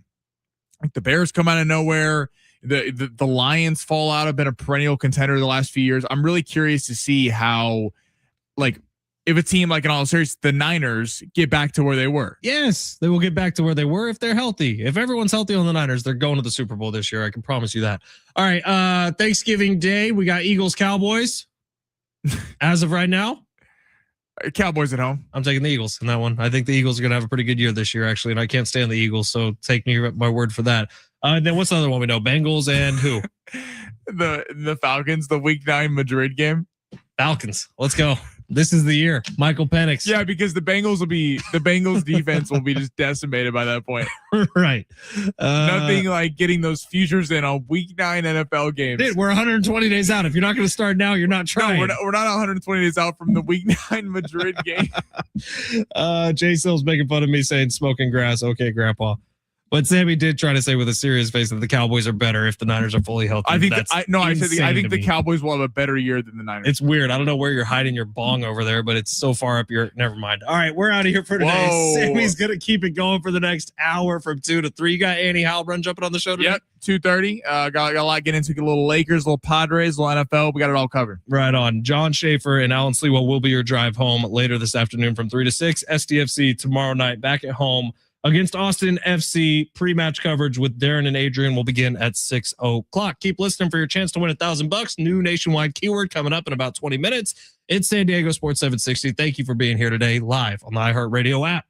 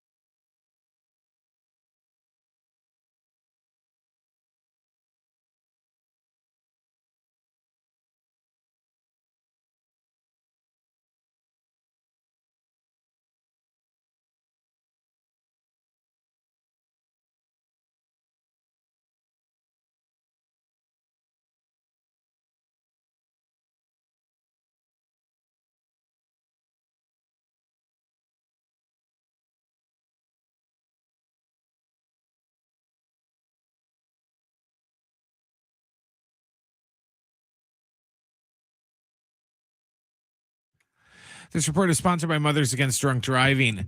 The Padres are in Milwaukee to start a series. It's going to be Matt Waldron going against Brandon Sproat. First pitch is set for 4:40. And we've got game 5 of Spurs Timberwolves coming up at 5 o'clock in the NBA. For victims of drunk and drug driving, your grief is unique, but you're not alone. You'll always have a place at MAD. Call the 24-hour victim helpline at 877-MAD-HELP or visit mad.org. Going long with Sammy. That's going to be hot. In depth on the story of the day. Plus, it's warm in the hot seat. Now, it's Sammy Long. Yes, the Lakers got eliminated last night. They fought. I gotta give them some credit. They fought in the game, and I thought they were actually gonna roll over. I really thought in that game 4, I thought they would, after not getting the game 3, having leads in game 2 and game 3 at halftime, and not being able to win, I thought they would kind of roll over in that game. But I got to give the Lakers a lot of credit. They actually showed up and performed, almost won that game. We're going to get into the Lakers here starting in a sec. Padres here in about 15 minutes. Annie Halloran joining from the UT coming up at 2:30. And then, of course, Schaefer and Slee jumping on for the crossover at 2:45. We're talking a little Padres preview of that Brewers series, what the Lakers should, or excuse me, what the Padres should expect. But the Lakers last night do get eliminated. And I mean, no one thought they had a chance against Oklahoma City. Even had Luka played, had Jalen Williams played, it would have been interesting to see if Luka had played, would they have been able to stop some of the runs that the Oklahoma City Thunder did go on? I don't think they win the series. I'm not saying you're saying they would have, but that's when the Lakers got killed. Is in the third quarters of a lot of these games, not in game 4, but in the third quarters of a lot of these games, they just got smoked. They got run out of the gym. And JJ Redick and the coaching staff can really only do so much. They can only, like, they can give you a game plan for the first half. And I think overall, JJ Redick had a very solid series. I mean, he had him ready to play. He limited Shea in basically every game except game 4. They were kind of running some double picks, some double screens for LeBron and Reeves to get some easy buckets early on in those series. You can't make up for the fact that Oklahoma City has the depth that the Lakers don't. The Lakers don't have a Jared McCain. That's what they don't have. They don't have a Jared McCain, a Cason Wallace, an Alex Caruso, where you're able to not really have much of a drop off. That's the biggest thing with the Thunder is teams can hang with their starting 5. They just can't hang with them overall. They can't. Most of the team, the drop off between other teams' benches and the Thunder's bench just really aren't even comparable. So now in terms of the offseason, was that LeBron's last game as a Laker? Love your thoughts. 70470. Start your message with team or shoot us a call. 877-767-4760. 877-767-4760. I'm not sure when it comes. I definitely think LeBron will be back next season in the NBA. I think that's for sure.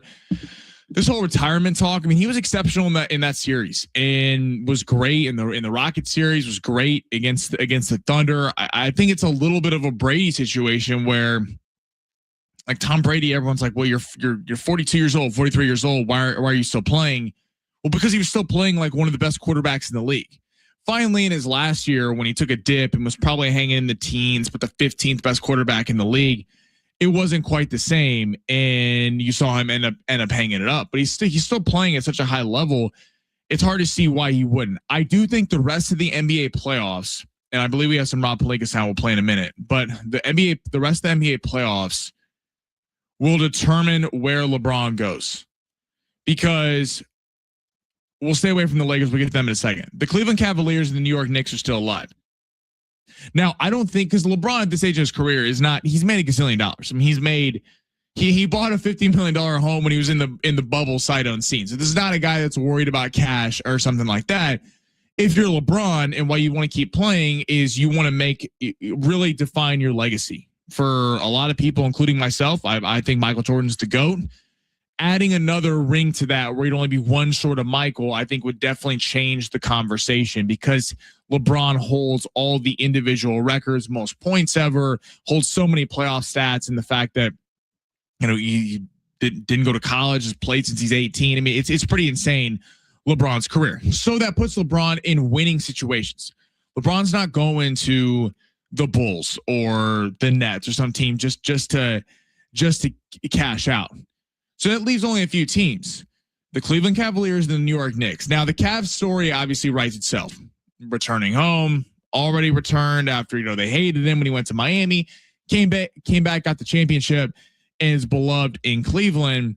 And Cleveland's now gotten back in the series against Detroit. Now they got James Harden to be their guy alongside Donovan Mitchell, Evan Mobley, Max Strus, Jarrett Allen. That team is really talented, but you do feel like they're still lacking a piece. But the problem for LeBron is all these teams are only going to give him a mid-level taxpayer exception, which is maybe 10 million a year, 15 million a year. No one is the Cavs. Any team that's relevant can't afford to pay him a max level salary.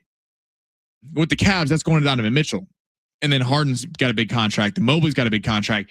They can't afford for LeBron to be making a max level salary. Then you go to the New York Knicks. He's always talked about playing at the Garden. Loves Madison Square Garden. Could he be the final piece that pushes the Knicks over the top? Now the Knicks right now in the Eastern Conference Finals, so waiting the winner of that Cavs, of that Pistons series. Certainly would be interesting if you're LeBron and you watch the Cavs and Knicks face off. The Knicks, you do feel like have a little bit of an inside track to the NBA Finals. But if you're the Knicks, is anyone really sitting here predicting them to beat the Thunder or even Oklahoma or even San Antonio? Minnesota, I think they could certainly get through, but I don't think Minnesota's going to get there. So LeBron, and then it leaves the Lakers. I think it really comes down to three teams: the Cavs, the Knicks, and the Lakers. The Lakers, it's kind of hard to judge because the Lakers in the past two seasons have never had a healthy Luka, a healthy kind of trifecta to see how far they could actually go. Last year, when Luka came at the deadline, they were playing catch up in the standings the entire time, and then they get waxed by Minnesota. And this year, I think it's impressive for what they did overall. Anytime the Lakers aren't hanging banners, it's not a, quote, successful season. But considering Luka Doncic was out, the team did have some flaws, and to win that first round series when they were 5-1 dogs entering the series. I think people forget that. They were not supposed to get through Houston. They got through Houston. They played the defending champs. They're clearly not on that level right now. So if LeBron wants to come back and take a small deal, I think the Lakers are all here for that. Rob Pelinka has echoed that sentiment today about the Lakers, that he would love to have LeBron back. Also said he wants to have Austin Reeves back. But it's an offseason full of change. So the Lakers are going to be one of the most cap fluid teams in the league, and that's rare because ever since LeBron came, ever since the core group of Brandon Ingram, Lonzo Ball, Kyle Kuzma, and Josh Hart, the Lakers have really never had draft picks in cap space because whether it be LeBron, Anthony Davis, Russell Westbrook, reacquiring D'Angelo Russell, Luka Doncic, whatever it is, the Lakers have really kind of always been working on the margins and trying to go win a championship. This is the first year that if LeBron takes a pay cut, they could even give Reeves a huge deal, and they would still have about $50 million in cap space to go play with. So that leads us to the question of Giannis. Now, there's a report today, per The Athletic. We came out yesterday. Shams Charania, the Bucks are actively listening to offers on Giannis. Probably going to get it done before the draft because they want to be able to start the rebuild with the team. The Lakers are expected to tap in with the Bucks about Giannis. Now, a report came out per The Athletic that Luka would actually prefer to build around him and Reeves in a collection of players rather than trade everyone for Giannis. And, Brent can speak to this a little bit. He's a massive Bucks fan. But the NBA is changing. Like 10 years ago, you'd be like, oh, you send everything to get Giannis. You send every pick swap, every player. You just pair Luka and Giannis. And that would be exciting. If you're like, I'm not going to sit here if the Lakers get Giannis and complain. That's probably the most unstoppable duo in the league. But the question on top of that is if you would require a sign and trade with Austin Reeves, require a bunch of picks going, all your first round draft picks, all your pick swaps, all your collateral, what's the rest of the roster? Because you're looking at who's winning now. Look at the Thunder. Yeah, SGA, Chet, and Jalen Williams get the headlines. Jalen Williams hasn't even played this series. He hasn't even played so far, in that Lakers series and for a portion of the Sun series. You have guys like AJ Mitchell, Lou Dort, Alex Caruso. Look at the Spurs. Wemby gets the headlines, but you got Devin Vassell, Keldon Johnson, guys on the bench or that kind of round out the rotation that are very solid players. I think that's kind of the Knicks' secret sauce. Brunson and Cat are the stars, but OG Anunoby, Mikal Bridges, Tyler Kolek off the bench. Like, they got some unsung heroes that actually come through and play, whereas the Lakers got exposed in this series. They're not on that level of depth. So you trade everything for Giannis. Yeah, you in a two-man game with Luka and Giannis, no one's stopping it. Literally no one's stopping that. But then what's the rest of the roster? Are you going to run in the same problem you just faced with the Thunder, where the benches aren't even comparable? So then it's like, do you pay Austin Reeves? What does Austin Reeves want? Does Austin Reeves want a max level contract? Does Austin Reeves want, everything to be the core principle along with Luka Doncic? If Reeves were making $30 million a year, I think every Laker fan, I'd love to hear from people. Like, we had a Laker fan on the text line earlier, was like, get rid of Austin Reeves. Austin Reeves at $30 million a year, any team would want. Any team would want, because he can score at will. And with the money, you would be able to outfit the rest of the roster with defenders, multiple bigs. Like when Luka got to the NBA Finals, he had Derek Lively, Daniel Gafford. He had plenty bigs to throw at teams. And look again, who's winning? People talk about the depth of Oklahoma City.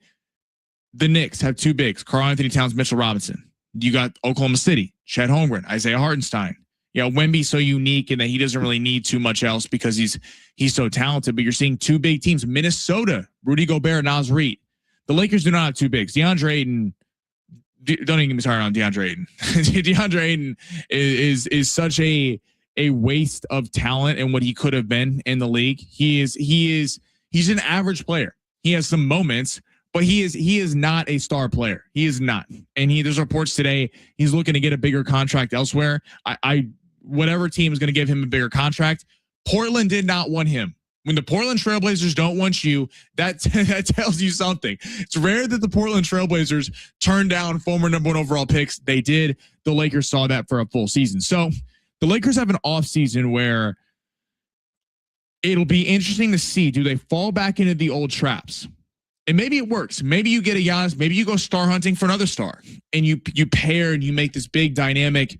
LA loves stars, but historically, the Lakers have had stars the last 10 years. They've had stars in every iteration of the game, and it's led to one championship because I think the lack of depth has shown.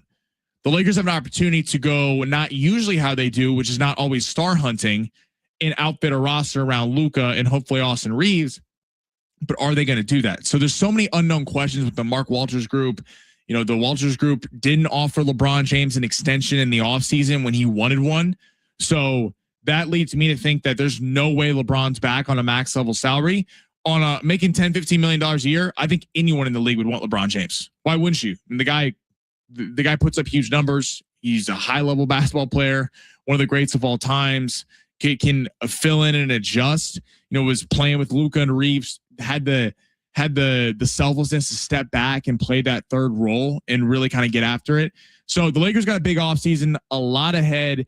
Be interesting to see what the Lakers are able to do and how they want to outfit with this new ownership group around Luka Doncic, and if Luka gets his way. Because if Luka gets his way, per reports, he wants Austin Reeves back. Be curious what that number is. All right, coming up next, preview of this series, Padres heading into Milwaukee. Big couple weeks here for the Padres, able to show that they are among the elite. Dodgers playing some really, really rough baseball right now. We're going to get into all that. Where do the Padres stand? That's coming up next. Going along, San Diego Sports 760, live on the iHeartRadio app.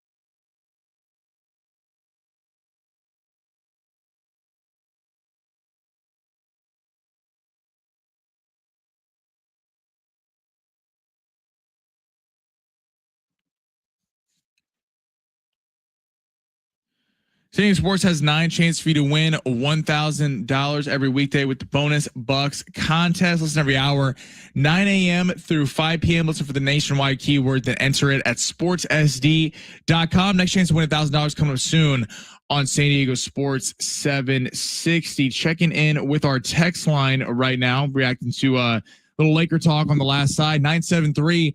I think that was LeBron's last season in LA. Still has a few good years left and wants a real opportunity at another ring. The Lakers aren't in a position to win now, and it's probably a long shot to add another top 20 player. Potential landing spots could be Denver or Detroit.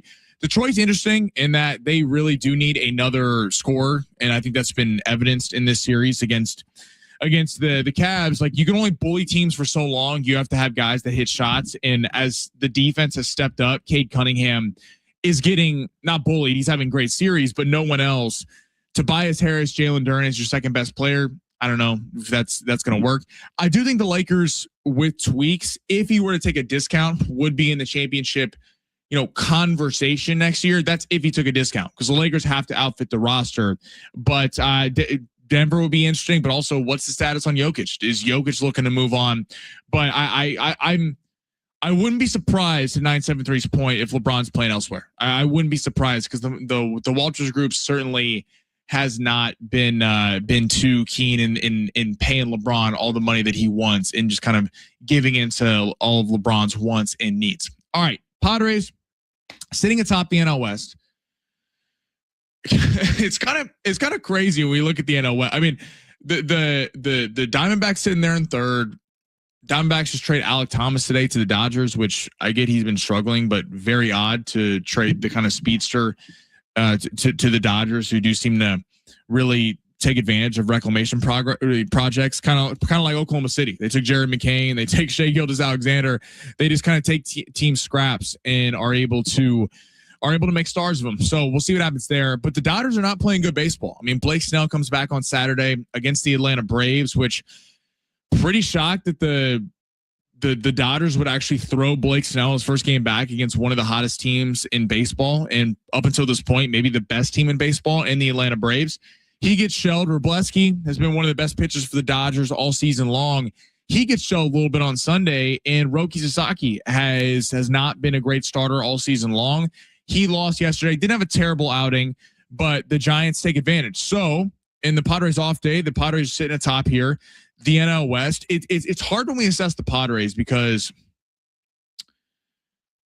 they're winning ball games, and at the end of the day, that's the only thing that matters. I do feel like, though, the next 2 weeks are extremely crucial, because I don't know how to assess the weekend play for the Padres. Is it a positive thing that they can win? They can tie a series, win 2 games on Saturday and Sunday after getting 14 hits over 4 days? Or is it you're living on the margins and this isn't going to last? The Padres are the pitching staff is consistently good. The bullpen's consistently good. The starting rotation has been surprisingly very good. 16th best ERA in Major League Baseball. And I know that's right down the middle, in the middle of the pack, but considering the Pivetta injuries, considering the Musgrove injuries, Giolito hasn't pitched yet. I mean, relying on guys like Griffin Canning, Walker Buehler, Germán Marquez for a minute. I give the Padres pitching staff really high marks, because they have not been the problem with this team when there's been a problem. It has not been due to the pitching staff. It's been with the big three, and in Tatis, Merrill, and Machado. And we talked to Kevin Acee earlier, and he kind of mentioned how, Manny Machado, I asked him, I was like, do you sense a little bit of urgency from this team? Do you sense a little bit of urgency in the sense of you're playing the Brewers, you're playing the Mariners, then you're playing the Dodgers, and the Dodgers are not playing great baseball right now. On a 3-game losing streak, there's an opportunity to kind of get a little cushion in the division and really put some pressure on the Dodgers to not just be able to rest their guys for a lot of the season and have to win ball games. And he kind of mentioned, Manny Machado's never going to be like, this series means more than another one, but it's got to in their heads, because so much has been made about the fact that they haven't really had a big time series win. They lost to the Cubs. They split with the Diamondbacks. They split with the Cardinals over a 4-game set. They beat the Mariners. Now the Mariners have been struggling. I give them a lot of props for that, because the Mariners are a very talented ball club who was in the ALCS last year. But the next 2 weeks feel very crucial. And we look at the Brewers. Like the Brewers just activated Christian Yelich today. They have, the Miz is going tomorrow. What do you know? Something like 20, 30 pitches at 103 miles per hour last week. Something crazy. I mean, this dude is a straight flamethrower on the mound. They got like other top tier young guys, Chad Patrick, Logan Henderson. Now they don't hit with a lot of power. So they're kind of like the Padres.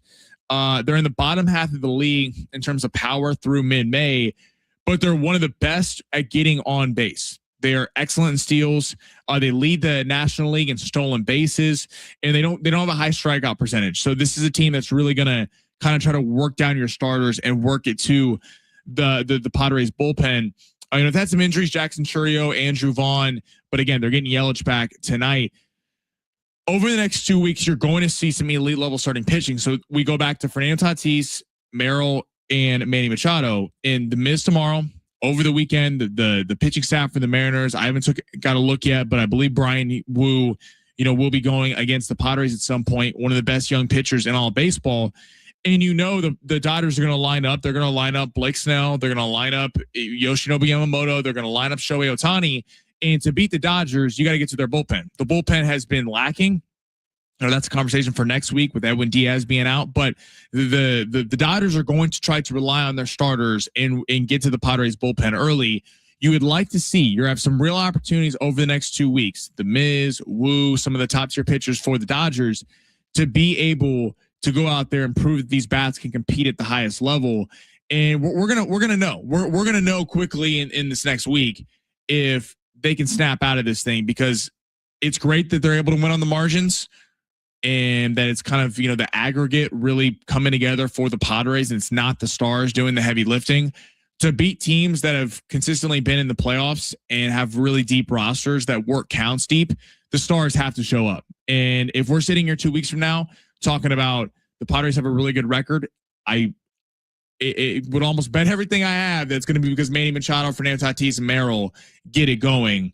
I don't know you can keep relying on all the fringe pieces for so long. I'm excited that the Padres get to test themselves against some upper tier competition starting tonight. All right, Annie Halbrin joining me on the other side. Really excited to get to talk to Annie about everything Padres. What's wrong with the bats? What does she think about all this? Does she think this is a positive thing going forward, that they're able to win on the margins, or is it concerning? That's coming up next on Going Long, San Diego Sports 760, live on the iHeartRadio app.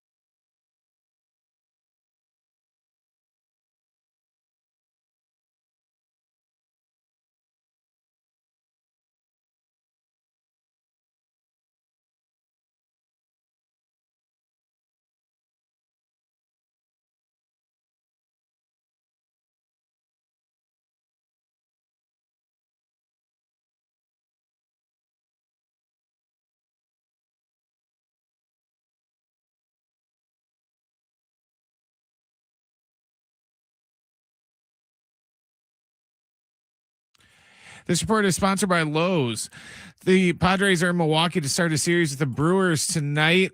They're going the opener route. It's going to be Bradley Rodriguez going first, and then I think Matt Waldron is going to come in the second like last time, and then Brandon Sproat is going for the Brewers. First pitch is going to be at 4:40. We got Game 5 of Spurs Timberwolves tonight. That will tip off a little bit after 5 o'clock. Memorial Day savings are hot at Lowe's. Get Miracle Grow 0.75 cubic feet garden soil, 5 bags for $10. Plus shop select 1.5 gallon red and white blue annuals hanging baskets for 2 for $15. Valid through 5/27. Excludes Alaska and Hawaii. Selection varies by location while supplies last.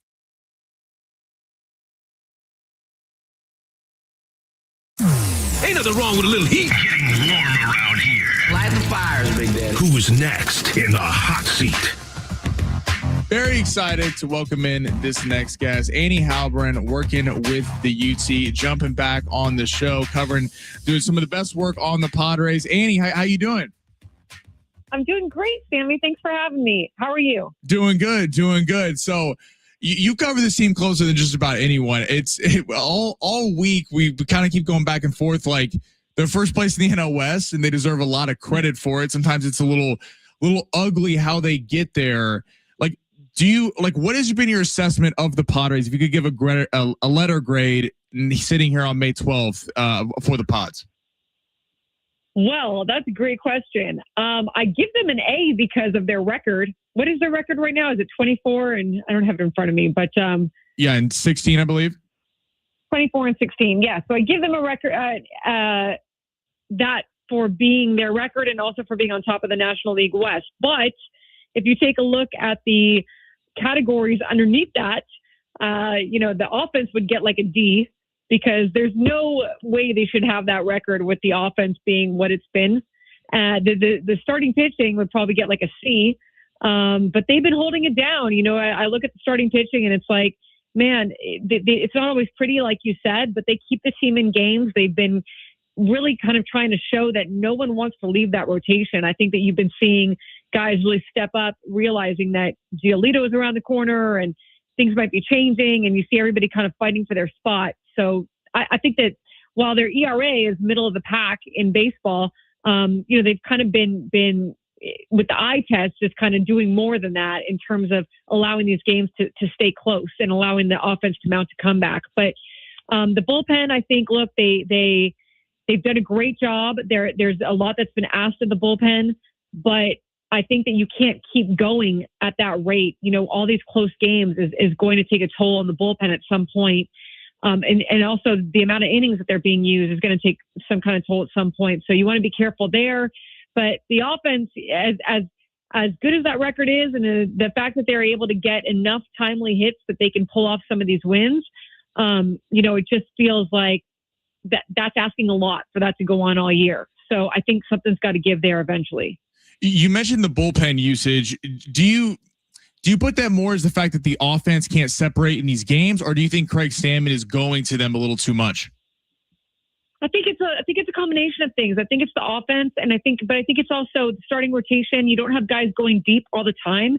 They haven't mounted quality start after quality start like we have seen in years past when you would see maybe Joe Musgrove and then Dylan Cease and Nick Pivetta, all 3 in a row, Michael King or 4 in a row, putting up quality starts and going 6 innings. And then you can rely on the bullpen a little less and sometimes 7 innings, right? And we're still kind of early in the season, but I think there's enough time where you should start seeing the starting rotation go a little deeper. And that is one vulnerability of this rotation, is that even though some guys are overperforming, I think, like in terms of being your 4 and 5 starters and still being able to lock it down and stay in games and not let everything implode, a lot of times they're just not going deep enough. So I think that's been part of it. And then I think the fact that, the offense keeps it so close that there's still winnable games. It's not like you're getting blown out either way, and so I think that because it's winnable, as the manager and the staff, you still want to try to give your team a chance to win. And maybe you go to the bullpen a little sooner than you would if maybe you had blown the other opponent out or the opponent was blowing you out, So those are things that are kind of good in a way because the Padres are showing they can win a lot of close games, but I think can be a little fatiguing at some point, like midway through the season. Totally agree. Annie Halbern from the UT joining me right now. Lucas Giolito about to come back. We've kind of seen this with Matt Waldron. Now we're seeing Bradley Rodriguez open up for him. Happened in the last game. Kind of started to find some success there. Do you think it'll be Waldron who gets sent back down, or do you think that there's an outside shot that maybe he's pitching to stay with the team tonight? Yeah, so this is going to be the thing that we're all watching for sure. So the thing about Waldron is that he has no options left. So he's either going to be released and have to pass through waivers, which I personally think another team will pick him up, but maybe I'm wrong about that. But so if they let him go, that's it. His time with the Padres is over unless no one picks him up, and then he can go back to the minors and stay with the Padres in the minor league system until they need him again. But I don't know. I really don't know if another team. I kind of think another team will want him, but we'll see, right? And so that's kind of the big thing here is I think that you're right. I think that these guys are pitching for their lives right now. Like, Ramon Marquez has been able to stash on the injured list, but eventually he's going to have to come back off. And then Walker Buehler, I think we're seeing him progress every week. I don't think they're ready to give up on him. Now you got Giolito coming into the fold.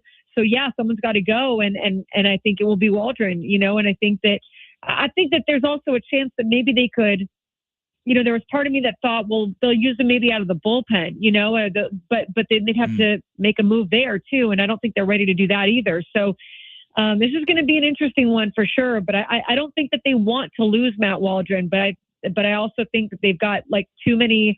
What's that game that you play when everybody has to sit down in a chair, but there's like one chair that's not? Oh, yeah. Of Duck Goose? Dates you, Sammy. You're too young. I think it's Duck Musical chairs. Musical chairs? Yeah.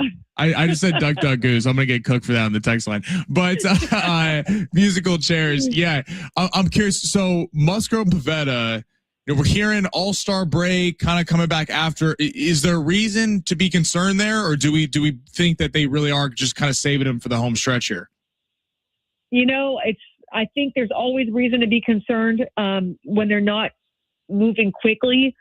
And I do think that the Padres are slow playing it because they don't have to move them that quickly because of like the influx of now starters that, again, it's not like you have so many amazing starters, like so many aces that these guys can rest. But I think they look at it like, well, we have enough that we can patch things up. We can make do until these guys need to come back. And so with Joe, I talked to him recently, and a lot of this is just, it's not the actual surgery. It's the fact that there was a lot of stuff that he kind of, that was neglected in his arm and his shoulder when he was rehabbing the elbow. So I think that sometimes when you come back from Tommy John, you're so worried about the elbow that you're really being careful with everything you do. And then sometimes that can sort of take a toll on all the other parts of your arm that now are, working differently and strained and, having to kind of find this new motion and this new way of throwing now that he has to do. So I think that's kind of good and bad, right? Because it's not necessarily his elbow. It's not the surgery. It's not anything that's UCL related. It's more just trying to get the flow of that arm to work the way that he needs it to and to not have discomfort all the time. And so I think with him, they just don't want to start him back up and then stop him again. So they're giving it some decent time to ramp back up and heal and, kind of get Joe in a place where he feels good about stuff. And then Nick is, I've seen Nick in the clubhouse regularly and he's been in good spirits. So my take on it is just kind of what you said. They're slow playing it and, I wouldn't read into that as things being the worst. I think it's more just like, we want you fresh for the second half and we don't want to rush things right now. So let's just give things a little bit more time and make sure that they're as healed as possible. Now, all of that said, Sammy, would I be shocked if there's a day that, some news comes out where it's like one or both isn't pitching for the rest of the season? I would not be shocked. But at this point, I have reason to believe that they will both be back. I've held off asking the hard hit ball question, but it feels like every day we start talking about Fernando hasn't hit a home run, hitting a lot of singles, but certainly not hitting for power. What do you make of that stat? Because everyone keeps throwing it around. Oh, it's one of the hardest hit ball rates of his entire career. It's going to get it together. He's going to get it together. And it feels like, now it's May 12th and we're still having the same conversation. Do you really feel like he's going to turn this thing around, or are you concerned with the lack of production? It's definitely, again, I think it's definitely a concern, but I have not given up on Fernando Tatis Jr. I think it's still in there. I think that he's still got the ability. I think that it's just so mentally messed up right now for him that he's got to kind of work his way out of that and take things almost like from baby steps at this point, in terms of like just getting back to feeling good. I asked him the other day what his dad's been telling him, after he spoke the other day. I got him on the side for a second. I said, hey, because usually he'll go to his dad and like, what's your dad been telling you about hitting, And he said, my dad's been telling me confident, be confident, be confident. And then Fernando said, it's hard to be confident when the pitcher's throwing 100 miles an hour at you, and you're not, and you're not, like you said, you're not getting it out of, you're hitting it hard, but it's being hit right at someone. And so I do think it's a mental problem right now. I think it's a confidence problem. I think there are some mechanics that he can work on. But as you might have heard him talk about over the weekend, there's too many cooks in the kitchen, or there has been too many cooks in the kitchen. So somehow, some way, Fernando's got to find a way to super simplify everything.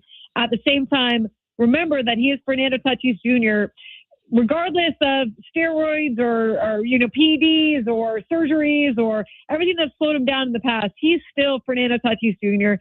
He still has the ability to take the ball to the ballpark. Maybe not yet this season, but he's still a good hitter. He could even be a great hitter.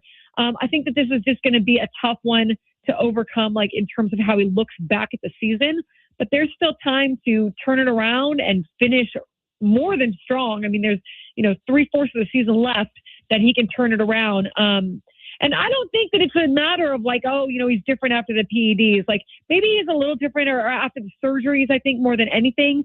But he's shown the ability to hit home runs after the suspension. So I don't think it's bad. I think it's more just it's taken on a life of its own, and it's kind of swallowed him up at the moment. Last one for I'll let you won't take up too much more of your time. Do you think there's like more emphasis around the clubhouse of the next 2 weeks, considering you're playing the Brewers, you're playing the Mariners, both teams that were in championship series, and the Dodgers come to town next week? I know they're never going to publicly admit it, but do they kind of like do you sense a heightened sense of kind of competitiveness for these games? Yeah, I don't know if like they necessarily go into it feeling that way, but I think that to your point, we're going to learn a lot about this team over the next week and a half, and I think that no one's going to be able to hide on either side. The opponent's not going to be able to hide, the teams that you just mentioned, and the Padres are not going to be able to hide, because these should be good competitive matchups, and they should expose either team's vulnerabilities. Obviously, as any team can have a bad series or have a bad day. So not necessarily the end all be all for whichever team wins the series or loses the series in the next few coming up. But at the same time, I think it's a good litmus test of just like, where are you and how much have you sort of been getting by with certain tendencies? And it should expose both good and bad, where your strengths are and where some of your weaknesses are. So yeah, you definitely want to be able to hold your own in these next few weeks. And I don't think it'll be easy. I think, like you said, they're going to be competitive games. They might be really exhausting games at times. And if the Padres play like they have been to start the season, they're going to be really close games. And so I think it's going to be another edge of your seat, maybe, a few weeks. But yeah, I think we're going to learn a lot. We're going to learn more about the team, I should say, over these next few weeks for sure.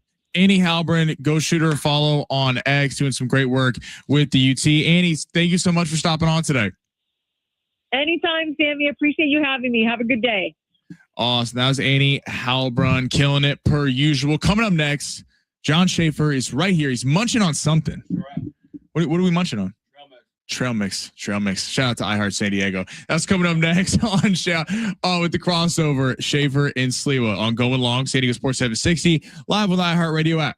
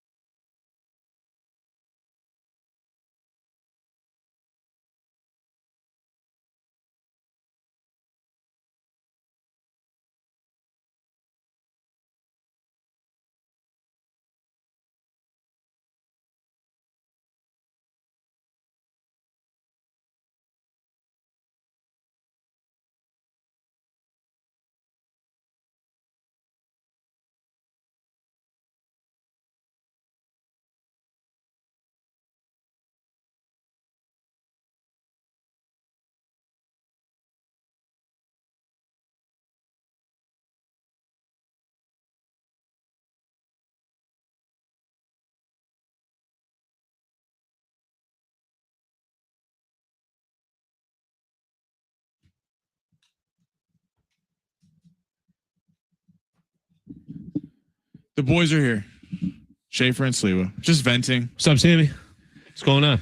John is worried about cameras. John's got his camera. Technology and one of the rare else. times that Alan's in his seat. What are you John is not in here. I got here at You roam. 2:15 today. You roam around here.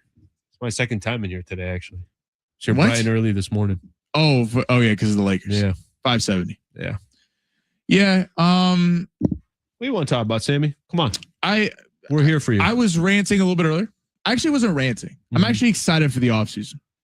Because don't get me wrong, I was pissed last night. Like I'm not gonna. But why? Why were you angry? Like because isn't it easier when you kind of know? But I'll give them this.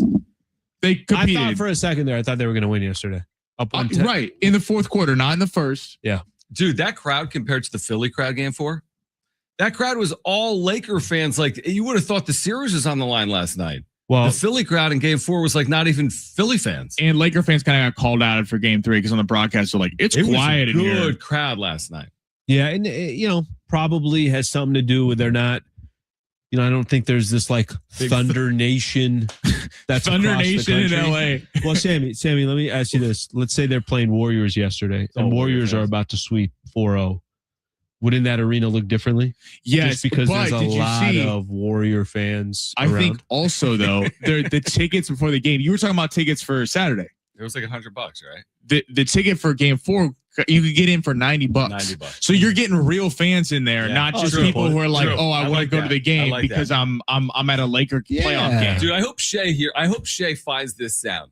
I hope he finds going along with Sammy Long. Yes, they clip it on the iHeartRadio app, and they get back to whatever Paycom Center. Yep, Paycom Center. Paycom Center near the Love's Loud Zone. And they say, I heard what they were saying in San Diego.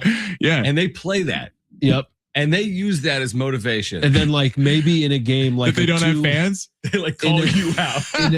In a 2-2 tie against the Spurs, right? They play. Mark Dagenot comes in on the iHeartRadio app in the huddle. And is like, guys, I gotta play this. And then Shea just comes out and drops 35 in the second half. Because they don't have fans in Southern California. Yeah, because I said they don't have a Thunder Nation. Right. What is it Thunder Nation? Is that what their fan base is? I think everybody. You should know your wife is a big Thunder fan. She's a big fan. Now she's never been to a game in Oklahoma. She's a Southern California member of Thunder Nation. We've both been. You've been to a game. Yeah, I've been to a game. They have a good. Now, I mean, it's Oklahoma. There's not much going on. Right. But it's still, I thought it was great. Yeah, the vibe was good, everything. Yeah, it is frustrating. I'm curious what's going to, I don't want to ruin your guys' top of your show. I don't know what you're doing. We're not talking Do about a little LeBron. We're doing some more other stuff. But okay. What do you have? I'm just curious because like we're already hearing about the Giannis stuff. Yep. But the NBA the last 10 years, like what have we seen? And don't get me wrong, basketball. If we've seen like a lot of like points, a lot of dribbling. Like teams with stars don't necessarily just win. It's teams that have depth. Okay. Like look at who's still in it. The Spurs, the Thunder, the Knicks, the Pistons. These are not teams with just littered with stars. Time out. If the Thunder were the Lakers. Yeah, you have just real quick. Stars. You have 2 timeouts left. I have 2 timeouts and a 30 This is a full. If Shea Gilgeous-Alexander played for the Lakers, he would be the biggest. He already is arguably one of the biggest stars. Yes, they have stars, but who arguably was the biggest X factor in that series? He's saying 2 stars. Well, Jalen Williams is out. Yes, I think he's a very good. Like player. Jaron McCain destroyed the Lakers. So did AJ Mitchell. But what he's saying is like go back to this. Giannis and Luka are like mega stars. Like who's going to stop that duo? The idea of putting those two together, but then not really having depth. Like I'm assuming that's what that's you're what I was saying, going right? with. Into this, into that. Yeah, I think first off, the Giannis thing, somebody do me a favor. I don't want any more Giannis reports until Giannis is press conferences with another team. Like, I'm so sick of hearing about the Giannis thing. It's the equivalent of you got like a buddy of yours and his girl, and they keep breaking up and getting back together and this. Right. Like, I don't want to hear it anymore, It's guys. the Lucy pulling the football away. Like, oh, the Padres are in it for the division. Are they, though? We've done this for 10 straight years. Are they really in it? What the hell was that for? It's true. They're up right now a half game. I know. So do you want me to start printing the buy tickets? Like NOS titles are won in May, Alan. Yeah, exactly. I just don't think that there was a Giannis tie to get back to the Padres losing the division. John Schaefer. Giannis does kind of. I listen. I was a fan It's of Giannis annoying, very re-signing annoying. and staying. He's been in Milwaukee a long time. He won a title there. Yeah. He's going to be Right. celebrating Milwaukee for a long time. But I'm kind of over the story. Yeah, because he's look at Dame. Like Dame spent way too much time in Portland. He's Right. he was going to be a legacy in Portland anyway. Then he's like, I want to go get a championship. Went to the Bucks. Giannis That had didn't a work chip. out. Giannis got a chip. Right. So Like- he has even less excuse to stay with the city. Get him to the Wizards. I want all players going to the That's Wizards. where I By was the going. way, Yeah. the Wizards could be nice. Nice what? Yeah, They have what- Tabasta, listen, Trey Young, AD.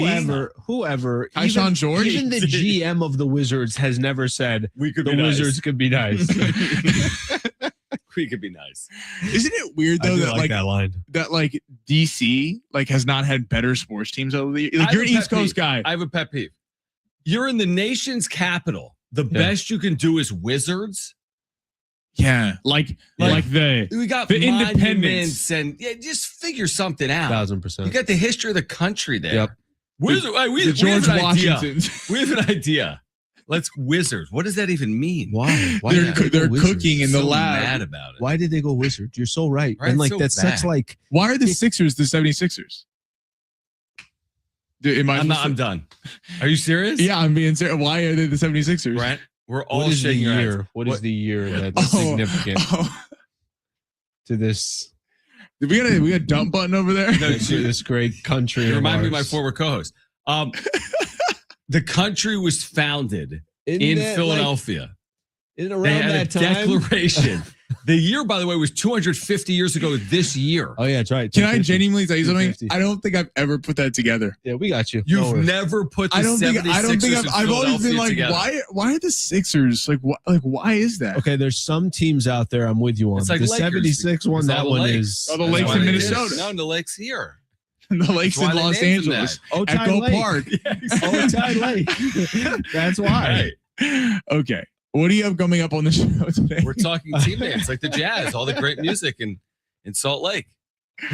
What do you guys guess good. today? You going We solo? got, okay, Josh Maurer is a high school buddy. He's a radio announcer for the Brewers. He'll join us in 10 minutes. High school buddy. The Interesting. Brew Crew. We've known each other since we were 10. Really? 10. We Can both I wanted to lob- be. We get radio some guys. young John Schaefer stories. Yeah, probably not. We could. He's a year younger than me. So we're not talking. I thought the only reason why we're having him on is to Talk talk about high me. school. No, we Talk- can talk Lower Marion. You want to talk Kobe? We'll talk Kobe. We both Hey, were at Lower Sky Marion when High Kobe School was with there. Kobe. Yeah, Unbelievable. we Lower both Marion. were there when Kobe was there. Both of us. Unbelievable. So why aren't you a Laker fan? Question mark. I'm a Kobe fan. You're a Kobe fan. I am big. All right. Coming up next. Don't worry, you're good. I you're good. learned something today. Yeah, that's The all you Philadelphia, I Gotta feel learn something I learned something today. The Philadelphia 76ers because of America. Because of Foundation of America. because of our great country. Because of our great country. All right, coming up next, Schaefer and Slee. Well, I'll be back tomorrow. Talk then.